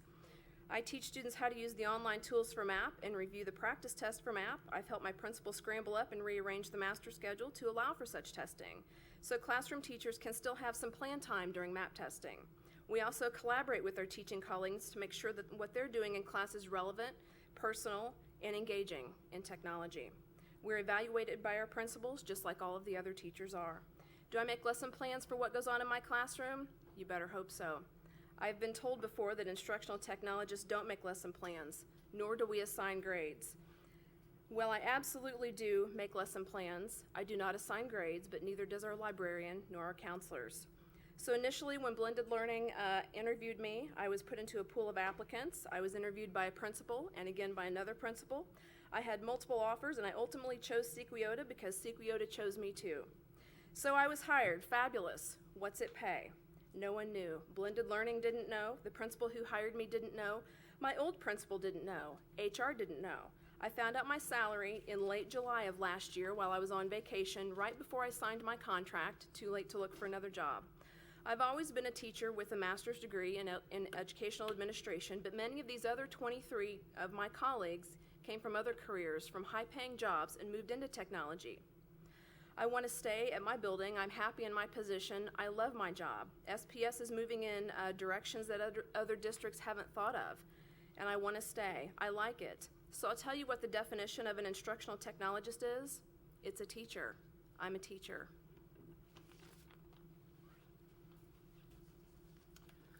Can I have her 4 seconds? Hi, I'm Cindy Frazier. I'm also an instructional technologist, and I'm at the new Fremont, which I'm very excited about. I'm new to the district. In the last year, I moved down here from Lease Summit, Missouri to move home. I grew up down here. I wanted to be close to my family and parents and be more available to them. I left my job in Lease Summit School District working for the technology department to work with a startup software company here in Springfield. When the startup fell on hard times, I still had my job, but it wasn't looking good for the company. And at the same time, it was last summer when it was all over the news, Springfield, Missouri is going to hire technology teachers. And this was perfect for me. I was thrilled. I love technology. I love teaching. I love helping people connect with technology. And it was really a dream come true for me when I saw that. I was very excited to re-enter my teaching career in the field of technology, which I had been in for several years already. The news told all about how Springfield was investing in an exciting and new technology program in the district, and the Ignite program was proudly discussed. My interviews with Blended Learning went great. They told me about the special circumstances at Fremont with being rebuilt and how I would move schools and have a whole new plan the second year. They told me about their plans for it to be a model Title I technology school for the state of Missouri and asked if I would be interested in that undertaking. And my answer was yes, that sounds great. I would love to be a part of that. They sent me along to meet my principal, and that went great. And during the interview, my last question for Mr. Grandin was about my salary, as no one had yet been able to define that for me either. I was more interested in what step I would be on. I had looked up the salary schedule online and saw what the teacher's salary were and took that into consideration and just wondered what step I would be on based on my past experience. I also was a trainer for Apple, so I had a lot of teaching experience associated with technology, and I'm well trained in how to do that. Jennifer gave you a glimpse of what we do during the day, of what my colleagues and I do. There is so much that we do. And along with teaching technology lessons to all the classes in the school, I also assist with some duties at school. I assist teachers and students with their lessons and their technology in their classroom. I help the teachers connect with it when they need that also. And I do that on a regular basis. Next year, the Fremont population will double, and my job will drastically change as my student load doubles and we reinvent Fremont from the ground up, as you guys have heard a lot about. I will be going into the classroom to work with students, as the Ignite schools do, and I will again get to know and become invested in all the students' lives at Fremont, as I have this year. I will be an important part of their lives. I will write my own curriculum and collaborate with the classroom teachers on their lessons so that I can integrate my technology lessons with their curriculum. I will learn more about and write my lessons using student inquiry skills and project-based learning practices, and I will address concern with parents. The list goes on. My goal today is to professionally and positively affect a change in the salary for all the teachers that work for you in the role of instructional technologist, and I hope that you will consider that. Next, I would like to invite Kitty Lou Maxon to the podium. Thank you. Good evening. So you've just heard from a couple of talented professionals, and I'd like to put this issue a little bit more in perspective for you. What started out last year as a compliance issue from DESE to have certified educators teach tech courses in order for the district to receive ADA funding for them ultimately resulted in the ITs being designated by the district as a subgroup of certified educators who would be placed on their own salary schedule at about 30% less than the average teacher's salary, so they'd begin at about $25,000 a year.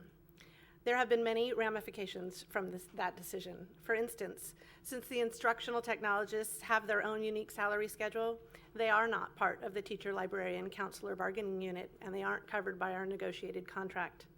Also, since they are not viewed as teachers by the district, they were not able to make use of the teacher's internal transfer process, but had to wait to apply as external applicants after many positions had already been filled.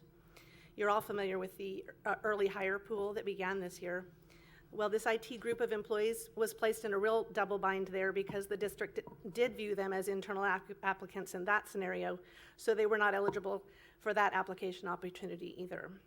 It's been suggested to me that other teachers may not view the ITs as actual teachers, and I've responded that if that were the case, it would be easy enough to tweak their job descriptions to make best use of their obvious professional qualifications.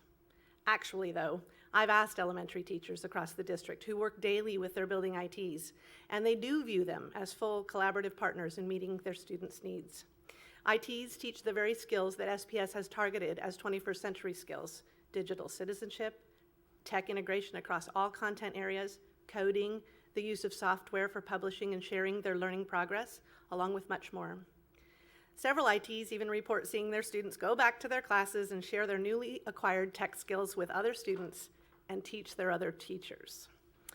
On the yellow handout that I've put at the head of your table, you will see from the Ignite update at the October 20th board meeting, you'll see the focused collaboration web, and you can find the instructional technologists included there as valuable partners on their building's Ignite project teams.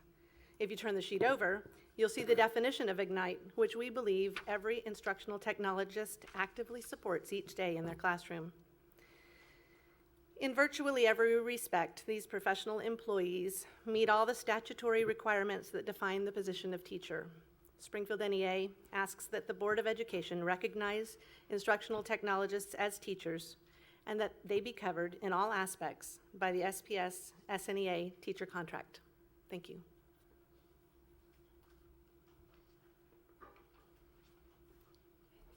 Much for that information.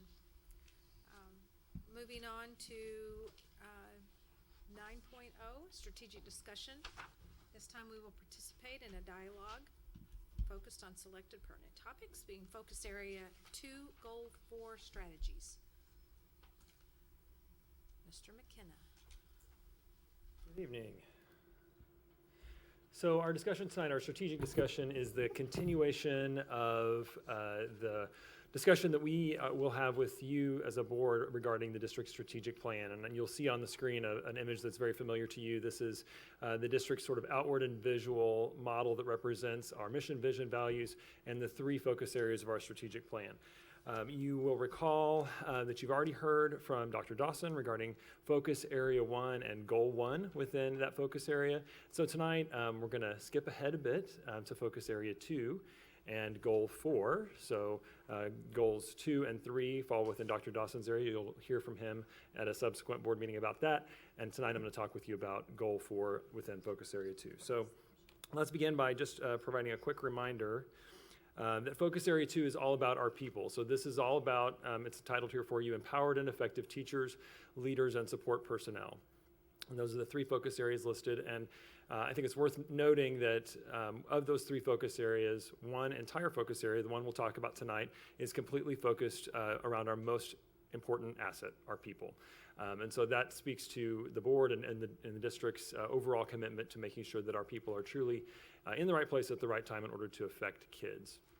We're going to talk kind of in a focused way in this direction, and I wanted to give this to you just so that you have full context around the way that we look at these issues. So I've already mentioned focus area, which is the highest or broadest level of discussion. This is focus area 2 that we'll talk about tonight. And after that, we'll talk about goal 4, which we'll dive a little bit deeper in just a moment. And then after that, we will talk about objectives. So within goal 4, there are 3 objectives. That's just the way that the work within the HR team easily separates out. So we'll talk about that. And then within those, we will talk about strategies. And there are 11 strategies within focus area 2. After that, we'll talk about performance indicators. This is how we measure progress. There are 27 performance indicators. We're not going to go into all of those. We're just going to talk about the key ones. But that hierarchy kind of gives you a little bit of the context around the way that we look at strategy across the district, but specifically within focus area 2. So let's begin with that goal. So goal 4, which is the only goal within focus area 2, is to create a culture of employee empowerment and provide each student access to a qualified and effective teacher in every classroom, principal in every school, and employee in every position. And I want to call your attention to the fact that this is an overarching goal that attaches to and affects every employee throughout our system, because we recognize that while certain employees, like teachers and principals, we've called them out specifically in this goal, have a special and unique impact on kids, all staff are important in that formula of success. And so we want to make sure that we address that throughout this goal. Within that goal, I mentioned 3 objectives, and so here they are. I've given you the full context, and this is the last time in this presentation that you will see the full context. I will bottom line it for you after this point, but I do want to give you the full context because I think it's important. So objective 1 is to recruit and select applicants for employment that possess the highest possible level of talent and qualifications. Assimilate new employees in order to prepare them for success on the first day of employment. So that's about recruitment, selection, and onboarding. Objective 2 is to provide ongoing and engaging professional development that is relevant to the employee's current job or the job to which they aspire, and is personalized to the employee's unique strengths and opportunities for improvement. So this is what we refer to it as talent management. It's about succession planning, development planning, and ensuring that we provide appropriate feedback to employees about their performance. And objective 3 is retention of high-quality staff members. Okay, so I said I would bottom line it for you, and that's the language that you see here at the top. So objective 1, just recapping, is recruitment, selection, and onboarding. These are the strategies within objective 1. So when we talk about recruitment, selection, and onboarding, and what we are doing as a system in order to move that objective forward, we talk about these 4 things primarily. New teacher and administrator support, so we're talking about programming and development opportunities that help new teachers and administrators feel prepared to do the job and feel best positioned to impact kids every day in the work that they do. Also, partnerships with local universities. We recognize that we've got to have a really strong talent pipeline within our local community and even beyond that regionally, so that we know that we're getting the highest quality applicants for each position. Specifically in the university context, we're talking about teachers primarily. And that partnership is not only for volume, to make sure that people know about Springfield schools and the teachers are applying to work here, but also about context of the learning, so that if we are receiving student teachers that have a gap in their knowledge or understanding about what it takes to be effective, that we can partner with universities to tailor the instruction in a way that ultimately helps that teacher to be effective in a classroom for kids. Thirdly, effective new staff onboarding, and our goal here is just to make sure that every staff member is prepared for their first day, that they feel prepared and ready to come to work and do whatever they've been hired to do. And lastly, adequate applicant pools. We want to make sure that the volume of people interested to come to work at Springfield schools is adequate to meet our needs.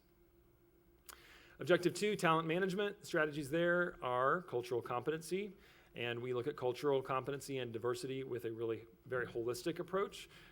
Immediately, most people think about racial or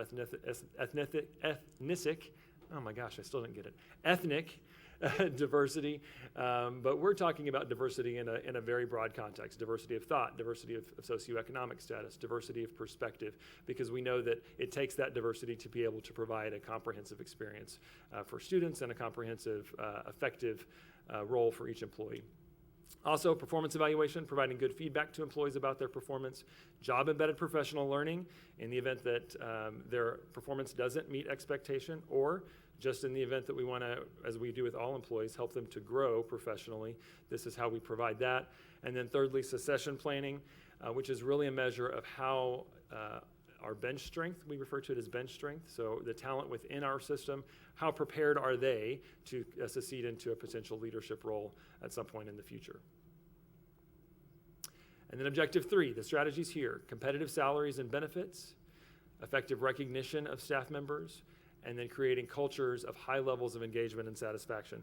And I will talk with you more about that toward the end of this presentation. We're actually going to take a pretty deep dive with regard to culture and engagement and satisfaction within the system. So we've covered the goal, the strategies, and the objectives within that goal. The next question would be, how do we measure success, or how do we know what success looks like? And for us, those are performance indicators. So what measures will we look at in order to know whether or not we are effective in those strategies that I just covered with you a moment ago? So again, we're going to go by objective. So objective 1, recruitment, selection, and onboarding, 9 performance indicators, and I'm not going to go that granular with you in this presentation. I'm going to talk with you about the 2 key performance indicators. So within those 9, we have identified 2 that would fall within the KPI category, or key performance indicator. We would identify those to be part of the essential few that, as a system, if we look across our strategic plan and look at key performance indicators within focus area 1, focus area 2, or focus area 3, what should the board be looking at? What should our community be looking at? And that's how we've defined a key performance indicator. So this is the most granular level of detail that I'll provide to you tonight. And within objective 1, those 2 key performance indicators are 1, teacher retention in years 1 through 3 of employment, and 2, average number of applicants per position, and that is positions across the system.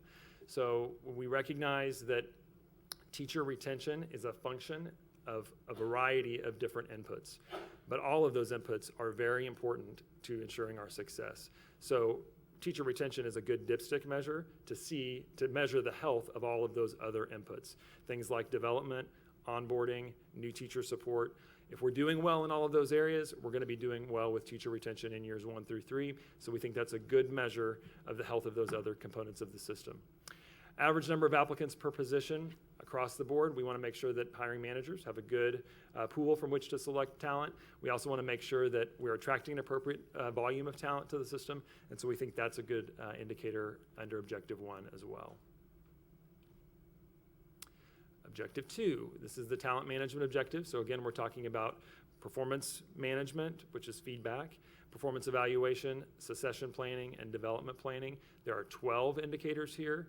3 of those we've identified to be key indicators. They are overall staff effectiveness, and that is measured by our performance evaluation systems. So as we redesign all of those, and as a reminder, we are in the process of redesigning all staff evaluation systems throughout the district, really over the last year and a half and in the next year and a half. So we're pretty much right at the halfway point there. We have redesigned the teacher and leader evaluation systems and a few other segments of the workforce. Our next focus will be to continue that work throughout all segments of the district's workforce. So that indicator is the result of how effective overall staff members are in our performance evaluation systems. Also, overall professional growth. So every employee will have a professional growth plan of some kind, and to what extent they're growing is the measure we're looking at here. And then lastly, percentage of staff identified for possible succession. So what percentage of our staff have been identified to succeed into a potential leadership role within the system? Internal development of talent is what we're talking about with that indicator. And again, we refer to that as bench strength. All right, objective 3, the last objective is the retention objective, retain high-performing staff members. 6 performance indicators here, 3 of those have been identified to be key indicators, and they are competitiveness of compensation, and we're using for most positions, a regional benchmark there. So as SPS's salary is compared to the districts surrounding us, and for jobs that are not educational specific to the field of education, we look outside of education as well in our regional area, and we look at the competitiveness of our salary package and report out on that. Secondly, overall staff engagement and satisfaction. We'll talk a little bit more about that in a moment. And lastly, overall staff retention. So you'll see some more overarching metrics here. These are a little bit broader, but we believe, again, that each of those is a good dipstick measure to determine whether or not, or the extent to which we are effective in other parts of our system. So those are the 3 key performance indicators in Objective 3. This next section here is about reporting progress, and I'm actually going to report progress to you with regard to one of those key performance indicators, which is the district's climate, engagement and satisfaction, and culture monitoring. So we are in our second round of monitoring with regard to those areas. So really, there's twofold purpose here. One is to give you information regarding climate, culture, engagement, and satisfaction, but also to give you a little bit of a sample of what reporting might look like. So if the board desires to see information with regard to specific KPI, or if that is somehow developed into a comprehensive reporting structure with the strategic plan as a whole, which is really yet to be defined as we continue to develop this process, this might be an example of what that might look like. So I'll cover some of this information with you regarding climate, culture, and engagement. So we do administer a survey in-house through the HR team here. All employees this year were invited to participate. That is an expansion over last year. Last year, in our first year, we decided to take a more manageable segment, which was employees who routinely access a computer as a part of their job. And this year, we expanded that to all employees. So that required us to be creative with the way that we target employee groups that do not access a computer. So setting up labs, a little bit more assistance for those employee groups, that kind of thing. All of the questions that we use are designed to measure, as I mentioned, satisfaction with the work and also satisfaction with the leader that supervises their work, and then overall engagement and satisfaction. And we had 2,069 respondents in this year's survey. One of the key components that we look at are what we call drivers and drainers. So these are the drivers are the top 5 performing questions, and drainers are the bottom 5 performing questions, and I've got those on the screen for you. What I've actually done is looked at last year's drivers and drainers. So the district data that you see in the first set of columns there, District 14-15, references our performance last year in each of those 10 questions. In the driver category, you can see the average score, and that's really what I'm going to refer to, is a representation of the percentage of respondents that answered strongly agree to strongly disagree throughout the question. Lower is better. So the lower, the closer to 1, which represents strongly agree, the better the response is overall. I've added this column with the thumbs up sign in the 2015 data because I want to highlight for you that of those 10 questions, 8 moved in the right direction, and I couldn't bring myself to put the thumbs down in the top 2 just because the traction we lost was just a couple of tenths of a percentage point. And so really, when you talk about margin of error and other things, I feel like that's a pretty flat reporting, to be honest with you, or zero growth. But it, unlike the other ones, did not move in the direction that we're looking for. So again, drivers here, determined to give my best effort every day at work, highly engaged and committed to my work. My supervisor demonstrates high expectations of him or herself. My supervisor and I have a good working relationship, and my supervisor is focused on the needs of students. So focusing on those last 3 that did move in the right direction, we saw 6 points positive growth in my supervisor demonstrates high expectations of him or herself, 5 points positive growth in the relationship between the employee and their supervisor, and 6 points of positive growth in my supervisors focused on the needs of students. So that's great news. That's obviously moving in the direction that we want to continue to see as we see multiple iterations of this survey in the future. I think the news gets better as we look at the drainers category. So again, these are the bottom 5 or lowest performing questions in all of the survey last year. Those are Underperforming employees who fail to improve after being provided an opportunity to do so are dismissed from employment. So it's an indicator of our staff members' perception of how we are managing performance. I'm compensated fairly for the work that I do. The district does a good job communicating about changes or decisions that affect employees. SPS encourages collaboration with others outside the district in order to improve the quality of work. And lastly, I receive recognition for a job well done. So those were our bottom 5 performing questions last year. Every one of those moved in the right direction this year, which is, I think, an excellent story to tell. Specifically, at a minimum, 1 point is the lowest growth, which was the last question in recognition, but we saw major traction in the areas of communication. The district does a good job in communicating about changes. That's 8 points positive growth, 5 points positive growth in underperforming employees question, and 8 points of positive growth in the collaboration question. So I think, especially here, this is notable because, as we all know, the district is in a bit of a period of change. We're developing a new strategic plan. We're continuing to roll that out. We're implementing a variety of changes with regard to Ignite, some of those that you've heard about. And when we have positive growth in areas like communication, I think that's a good thing. Still more work to do, definitely, because these overall scores are not where we'd like them to be, but taking one step in the right direction at a time is really key to overall positive improvement. All right, so these next couple of slides focus on just engagement and satisfaction overall. We do ask just some high-level summary questions about the extent to which employees are engaged and the extent to which they're satisfied.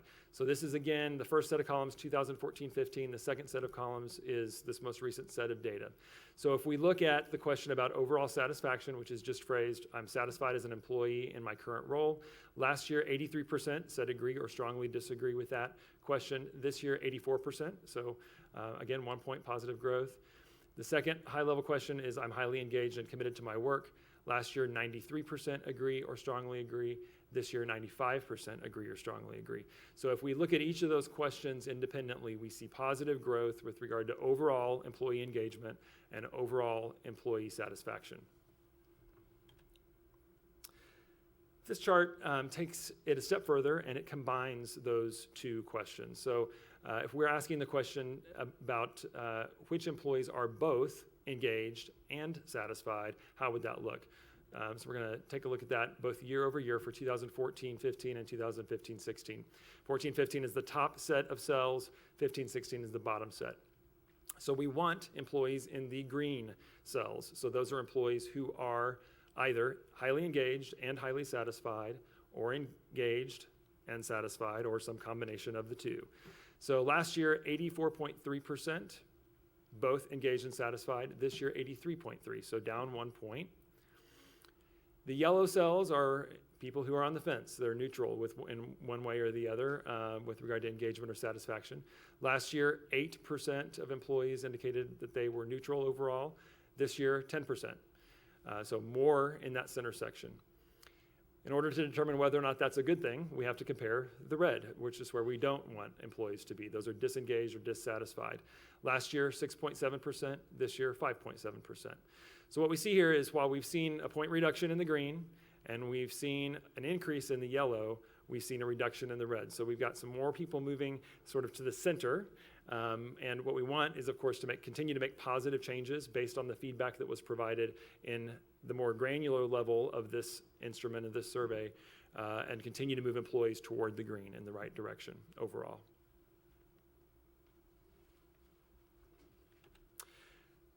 How does that compare? So this is just some high-level, quick research from a couple of very reputable sources, Gallup and Quantum Workforce Analytics. So Gallup says that overall in 2015, U.S. workforce engagement was 32%, and Quantum Workforce Analytics tells us that in the education industry specifically, we see about a 60% engagement rate. So if we look at engagement again, alone, that was about a 95% engagement rate in Springfield. And then if we combine that with engagement and satisfaction, we're at about an 83% of employees responding strongly agree or agree to both of those.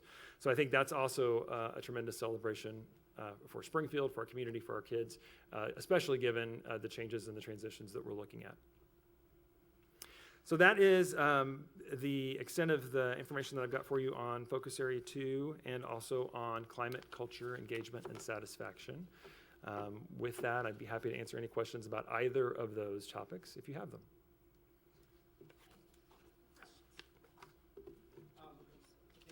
Is that right on the number? You said this year you have over 2,000. Correct. So the goal would be out of what, 4,000? 3,500? Yes, somewhere in that neighborhood. To somehow, Mhm. I mean, I think this is more than half, is Mhm. that right? Mhm. Our employees that actually did the survey.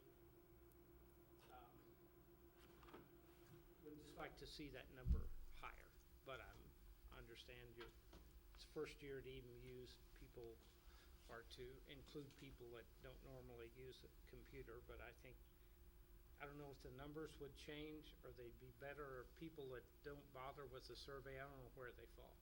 I don't know, they don't care, or they're really happy, or they're really upset and don't think anything will happen. I don't know where they are. If they, Yeah, it's kind of like all the people that I don't hear from. I don't know if they're really happy or really not happy. Yeah. More likely neutral. Yeah, exactly. Yeah. they're probably just, they're probably okay. Yeah. I mean, why not want to They're take the busy. Right. survey? So yeah, there's that as well. So I think what I'd tell you is a couple things. We learned some great lessons this year about the way that we administered the survey to that segment that you're talking about. I think we've got to do a better job with engaging folks that don't routinely access a computer. You know, it's tough. I'll tell you, the analytics behind this, in order to make this happen, is a very significant undertaking, not only for this work, but for any type of surveying when you're talking about this many people and slicing the data in this many different ways. So obviously we want to get that somehow in a computer so it can be sliced and diced without having to manually wade through, 2,000 or 4,000 pieces of paper. But I still think there's a better way to make that happen. And I think it's also about communication. And as we continue to talk about results like this and help employees to anticipate this every year, hopefully we see those numbers increase.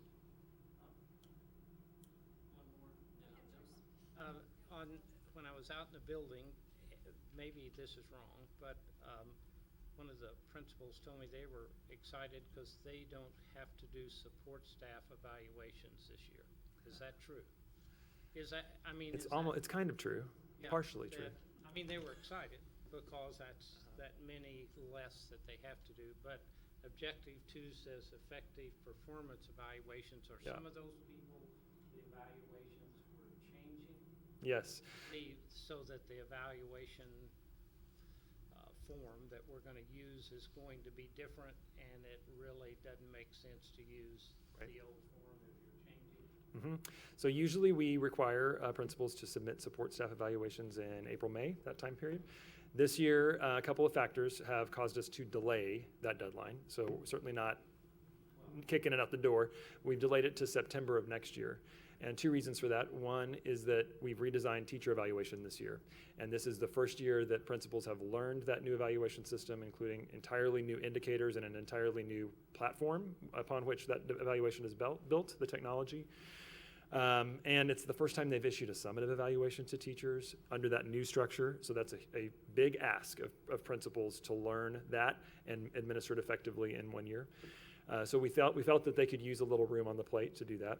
Secondly, as I mentioned, the next 18 months will be all about redesigning evaluations for that group specifically. And we're not done yet. So we thought, well, we'll give ourselves a little bit more time to continue to build out that development. We'll give principals a little bit of breathing room in this new structure. And at the end of the day, employees will still be evaluated on their performance in this year. It's just going to happen in September instead of April.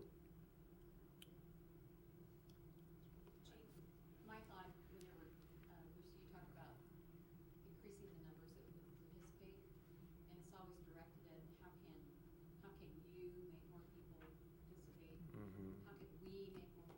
What about the teachers groups causing them, if we will listen to this kind of input, the more that participate, it seems like to me there would be a peer group out there that they're talking to their neighbors. Did you do the survey? Because the board is listening and trying to address some of those things. So I think constantly hearing on how HR can make this better, or how the board can make more people participate, or even from the superintendent, I think it needs to come within the very people that we really do need to hear from, and that they interact with themselves and do it. Along with this survey, were there comments specific to why do you feel that doesn't happen, or what's good, what really is bad? Did you get those? We did. So we asked employees to provide any general feedback about their experience as an employee generally and about their leader specifically. And we actually, for every employee, named the leader, because that was feedback we received before. Because in a system like ours, sometimes it's not always clear when I say your supervisor who I'm talking about. So we were very specific in naming that individual and asking for feedback about them. That also pairs nicely with the leadership effectiveness survey that we've done throughout the system. So beginning with the superintendent, continuing through cabinet and the executive team. So we did ask for that feedback, and we've looked at that, looking for themes, looking for themes, providing that back to the leader. And then we've also provided some pretty clear coaching to our leaders about how do I use that data, because I think the first reaction is to become maybe a little defensive, and what we want to do is help them to think about that as positive feedback, just the opportunity to hear from people that may not be otherwise comfortable giving you that feedback. And I think it's been well received so far by our system.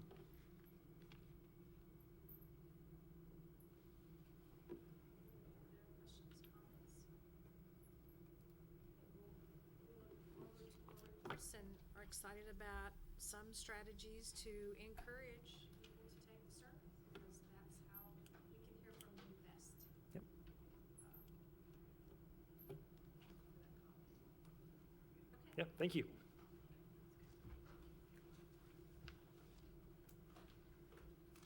Okay, moving on. 9.02, our kids. We will be completing our book study this evening.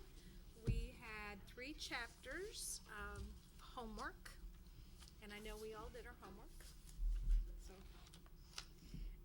and we have 3 questions that are related to 1 question per chapter. And if you'll check your board docs, the questions are before you. So we're going to talk about chapter 4, chapter 5, and chapter 6. So I'll give you a minute to get your materials out.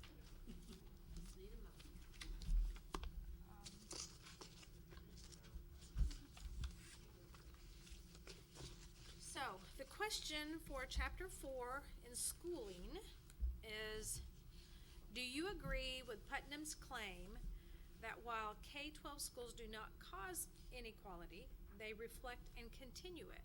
And then what are your thoughts? Why or why not, based upon the information within his chapter? So, our 2 board members that have been so kind to agree to answer this question is Bruce and Jean. So, either can talk about what do you think about this? He's very clear that he doesn't, that our schools may not cause inequality, but what do you think? Do we reflect and continue it? I mean, he says all of the findings view that schools themselves do not do much to exacerbate the opportunity gap, and that really that schools actually help somewhat in leveling the playing field.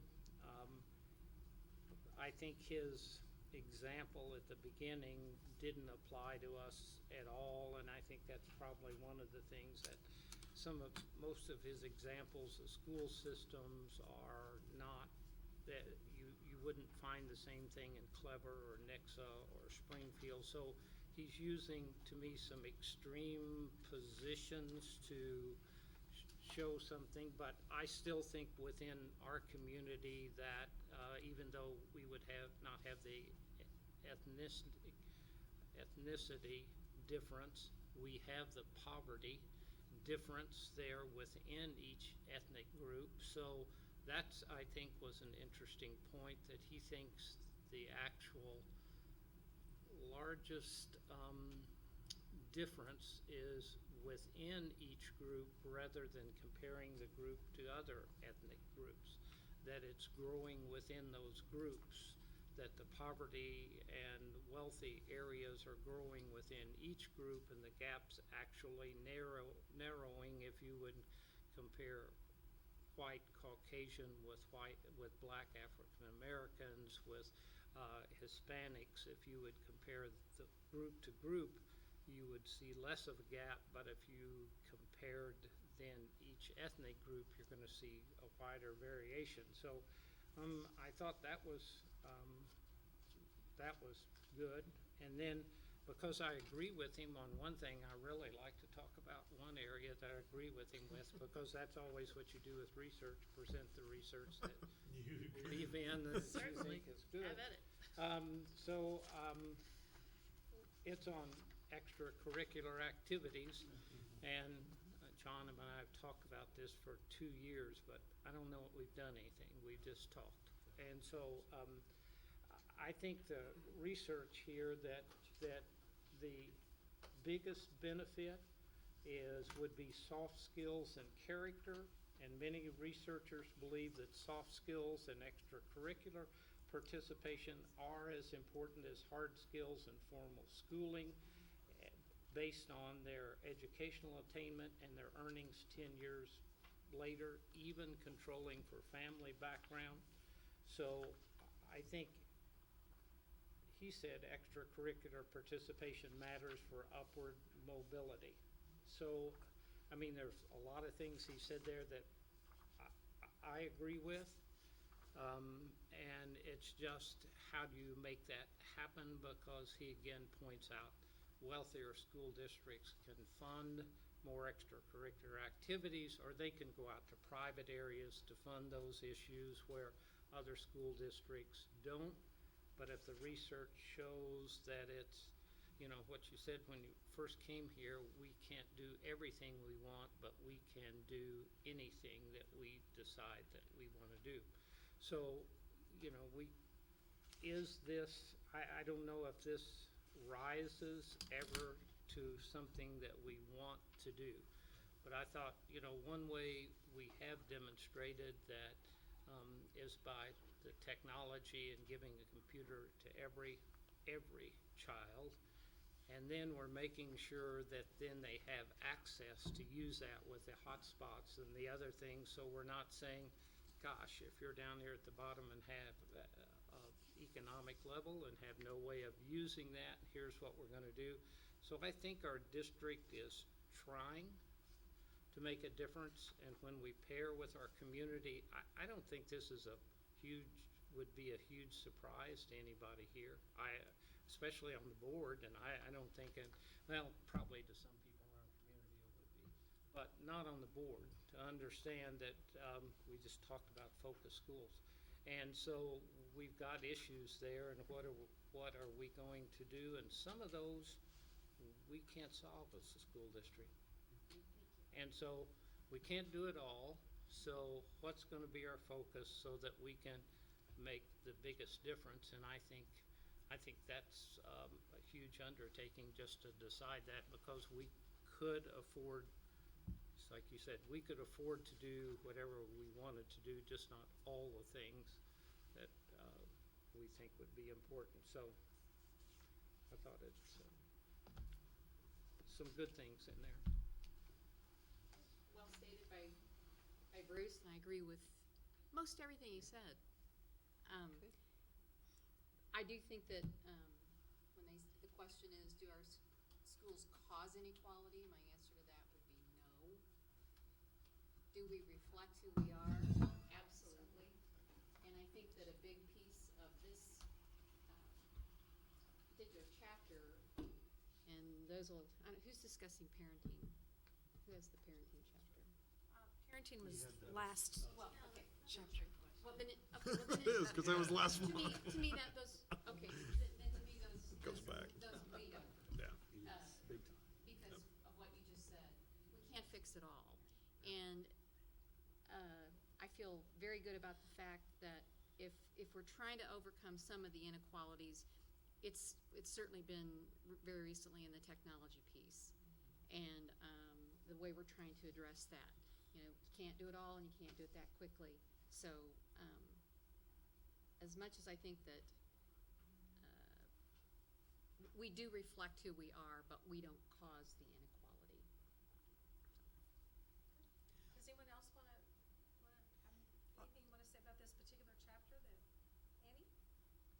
I think the piece that we need to talk about more though are the opportunities for group activities within the school. How do we do that and eliminate some of the pay-to-play issues? So I think that should be kind of a priority. How do kids get an opportunity, maybe to play at a different level or whatever that might be?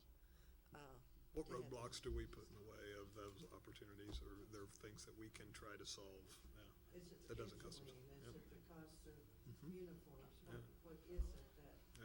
and can there be just recreational teams? Right, Not, different levels, right, Yeah. at different levels to create more engagement, yeah. and Good, the experience of working on a team is good so for valuable, anybody. right. Whether it be athletic or speech and debate or, I mean, academic, there's lots of different teams that you can be a part of, so, yeah. I think when we say engaging, relevant, and personal, there's Yeah. nothing more engaging, relevant, and personal when you choose to be a part. Yeah, join in, And yeah. you choose, and when you've chosen it, you know, some teachers have to work hard to get kids involved in some things maybe that they don't think they need or would want, but if you said, here's a group and you can be a part of it, it's got positive things, I think those three things just wrap themselves around that Really immediately. embedded in it, yeah. Find the kid's passion and give them an opportunity. Great. Anything, anyone? Well, I don't have a specific question, but I'm just gonna throw something in here on a couple of them, but one of the things that I found interesting is on page 166, when he talked about schooling, he makes just a simple statement of whom you go to school with matters a lot. And he talks about some of the plausible suspects in the mystery of things that students collectively, you know, bring to school with them. It makes such a huge difference, and having been on the inside in a classroom for a number of years, I saw this, you know, what the students can bring to school with them, and as Putnam said, it could be ranging on the positive side from their academic achievement at home, private funding for those extra activities that we've been talking about, and then on the negative side, the crime, the drugs, the disorders, and those are factors that jump out with students, and so I really like that statement, whom you go to school with matters a lot, and for students, and I think we'll get into that more as we move into the other two chapters, but The interesting like thing that. is that the kids that they go to school with are almost as important as how much money is in the school, but if you've got pockets of poverty, they don't have a chance. Right. It's when it That's becomes your that issue. intense pocket, I mean, that's the Yeah. data points of Yeah. you How do seeing you do how many that? testing and Transfer those that we out. saw the graphs, and Yeah. that has an impact on the whole climate and culture aspects, and, yeah, hard to overcome all of those things. yes, Yep. very much, okay, good. Great. Anything else anyone want to say? Okay, we'll move on to chapter 5. Oh, Annie, go ahead. Just an interesting thing. Poverty's moving south. We know that there's some, we have some very poor children going to Kickapoo and other places. So the question is, similar kids in a poverty school, title school, versus poor kids in a richer school. Right. Are they good, bad? There's a difference, yeah. I'd Yeah. like to know. Yeah, yeah. Are they? Do we know that? Do we know that research? Yeah, I think those are data points that you can pull. If his theory is right. If you just use free and reduced as the indicator, right, and that's the hard part, is we all know there's a different level of Yeah. free and reduced level, even within free, right, there's different depths of poverty and, So are those at the bottom level it's a good question. doing swell at Kickapoo and? Yeah, how do they differ in different environments? Compared to the same students in a title school? Yeah. I think that would be It's a good an question. interesting test of his theory, Yeah, that who you go to school with makes a difference. difference, yeah, You probably got the data on the elementary level. right, yeah, Yeah. pretty Because the easily. elementary numbers would be fairly accurate as far as Because of your concern that people don't take advantage of the program. Right. So to me, that may be skewed a little bit. I mean, but your comment is absolutely on target. Right. But the It's the just middle. one degree It's a little- and. Exactly. and He just something needs to be else. more It's a little honest different than at he the- is on Campbell. Yeah. I think that's a great data point. It's a good question. Taking notes because we're preparing to do a report in the next couple months on equity, right, and where we lie on some of these things, and I think that'll be a great follow-up conversation to this. So, Dr. Dawson, I know, is working with the team on what that will look like. So, I heard the year right before I came on the board, Yeah. that there were a couple or three Title I schools that did better, or as well as Right. non-title schools. I never got any answer of, they were checking out anecdotal information. What, Yeah. can we look at more than anecdotal Sure, information? yeah. What, can we get down to what some of Granular. those key factors are? Right. Anyway, Yeah, it's good. Tim, I'm sorry. I think you wanted to say. No. Not yet. Get there. Okay, good discussion. Well, we'll move on to chapter 5, community, and Annie and Tim It's gonna lead on. will be, and the question is, does Putnam's picture of different levels of social connection in the present day match your experience? So this is kind of a personal question. Your experience from what you see in Springfield, why and why not?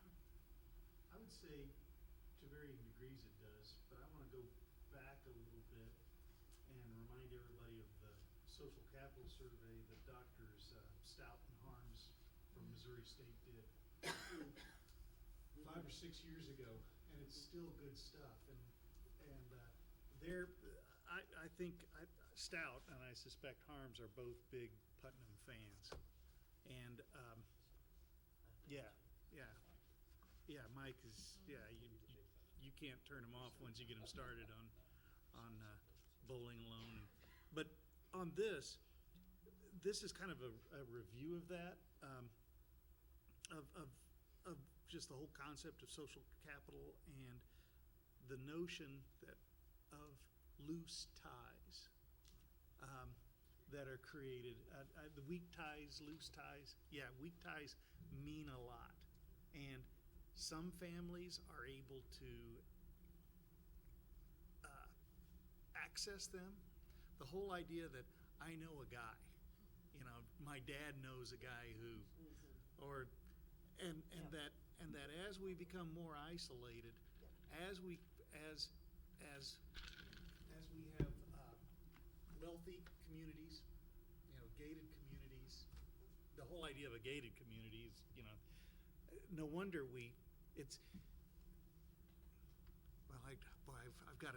I've got to synthesize this all into some clear thoughts here. The idea that weak ties are easier implemented in a more affluent area than a less affluent area is really quite interesting.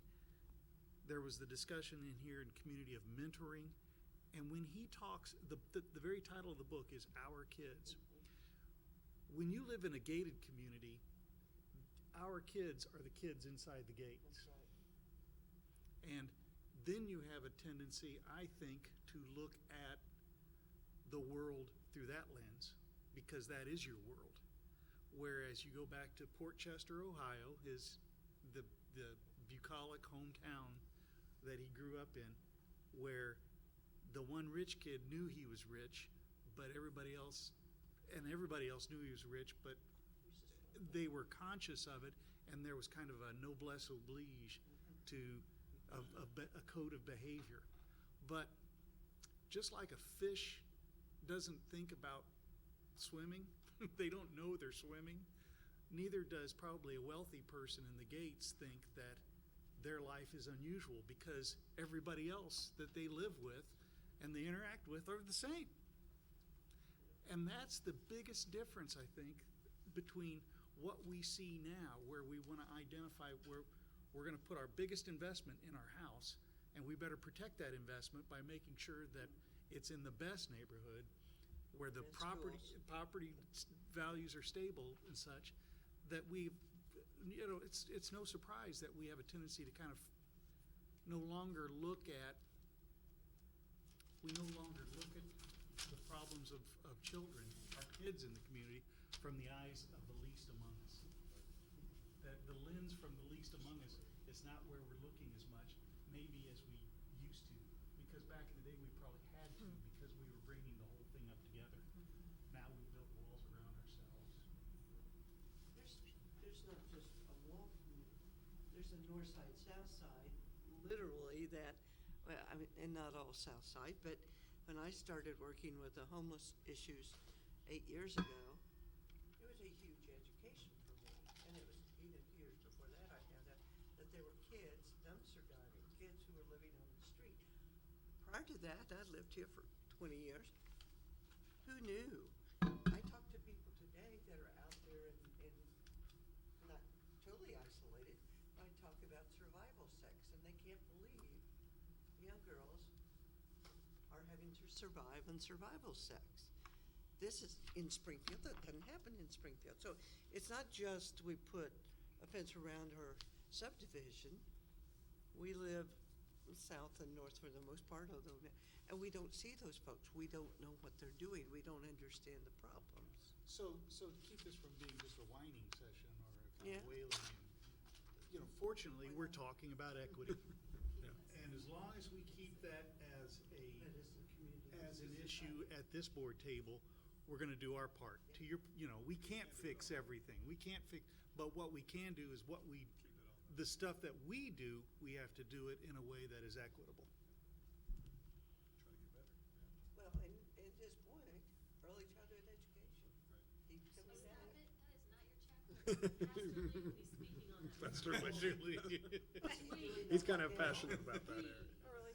I'm just doing a little preview for him because I'm sure it was new information. Set me up twice. But I think one point about the homeless is, years ago, when you talked about, we had 250 kids in our schools that were homeless. The perception in this community of what homeless meant, they were shocked that homeless kids went to school. Their perception was homeless kids were on the street, they sat in the box, they never went to school. Homeless bad. Homeless, yeah. Urchins. They never thought that they were coming to our schools to get educated, and we had to deal with homeless kids. Because their definition of homeless was literally on the streets, never going to school, and even trying to improve. So what we're doing about that is that they can stay in their home school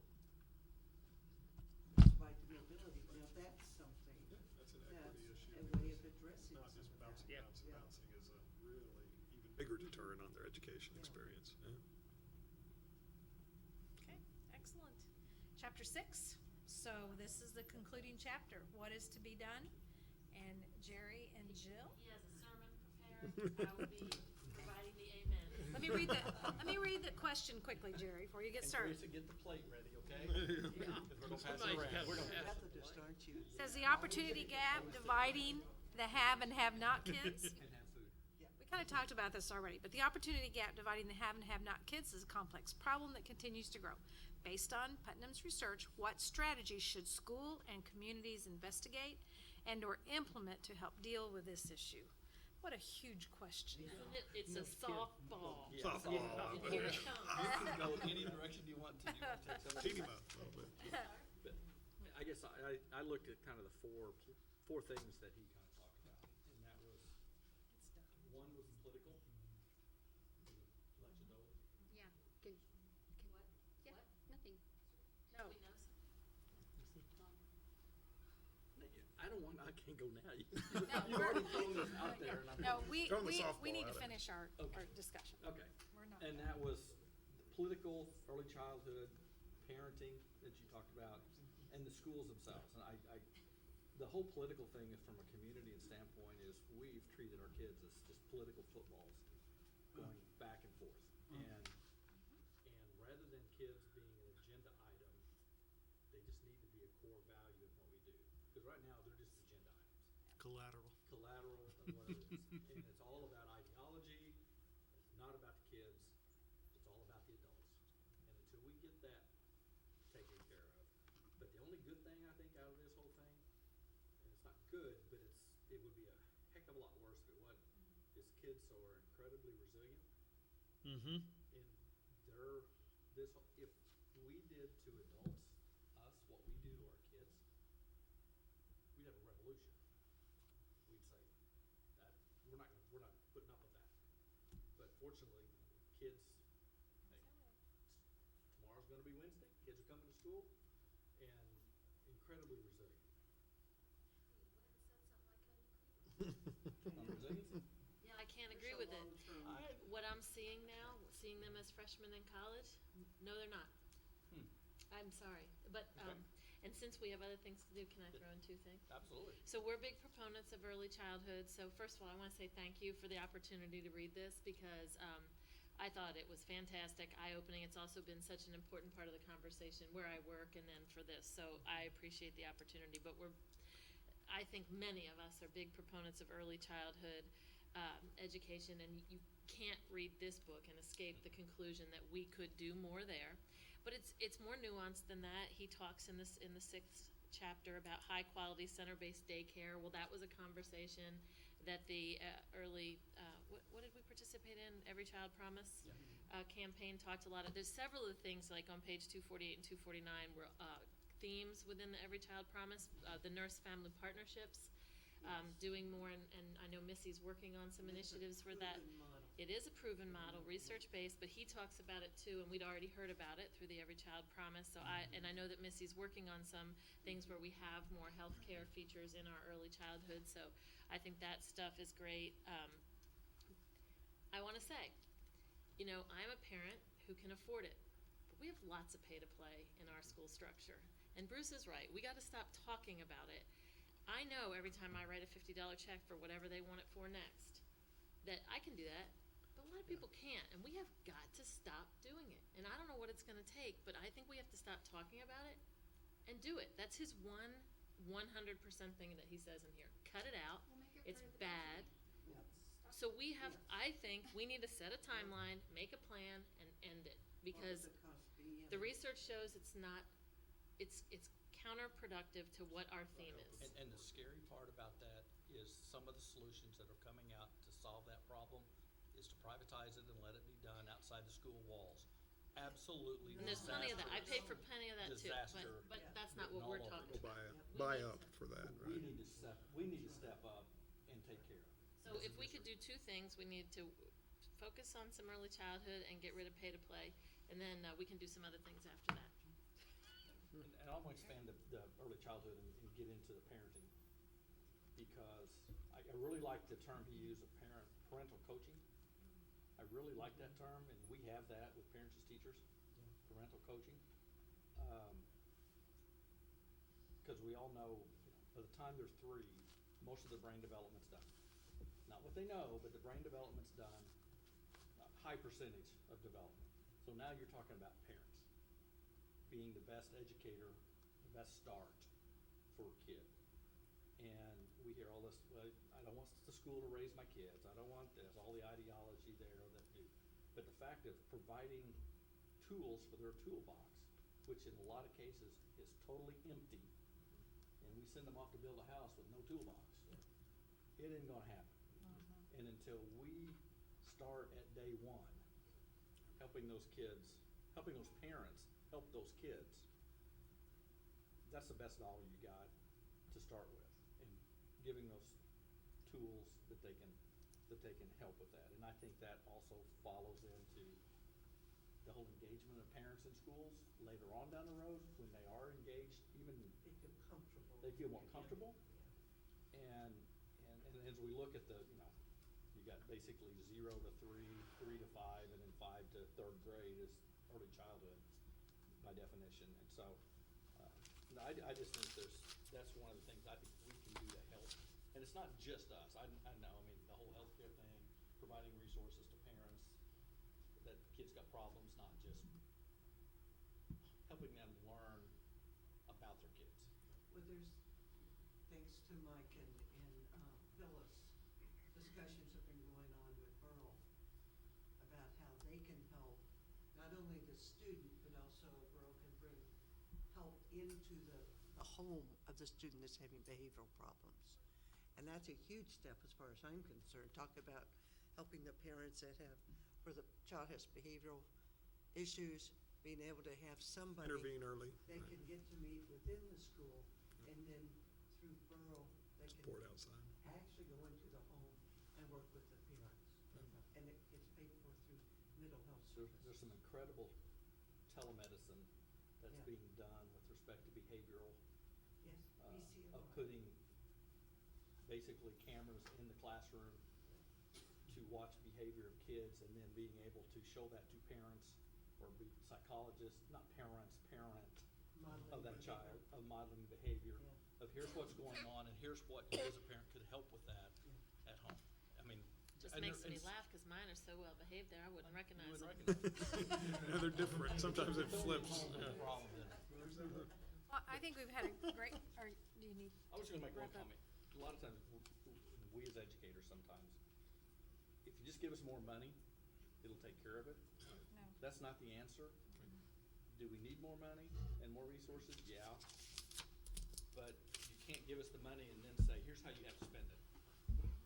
And tie your hands on how you utilize the resources. You need to have the flexibility to focus those resources where, because I tell you, every district doesn't have the same needs. Yeah. But we dictate where you put the money. From a state state and federal level, you have to spend it here. That just cramps your style.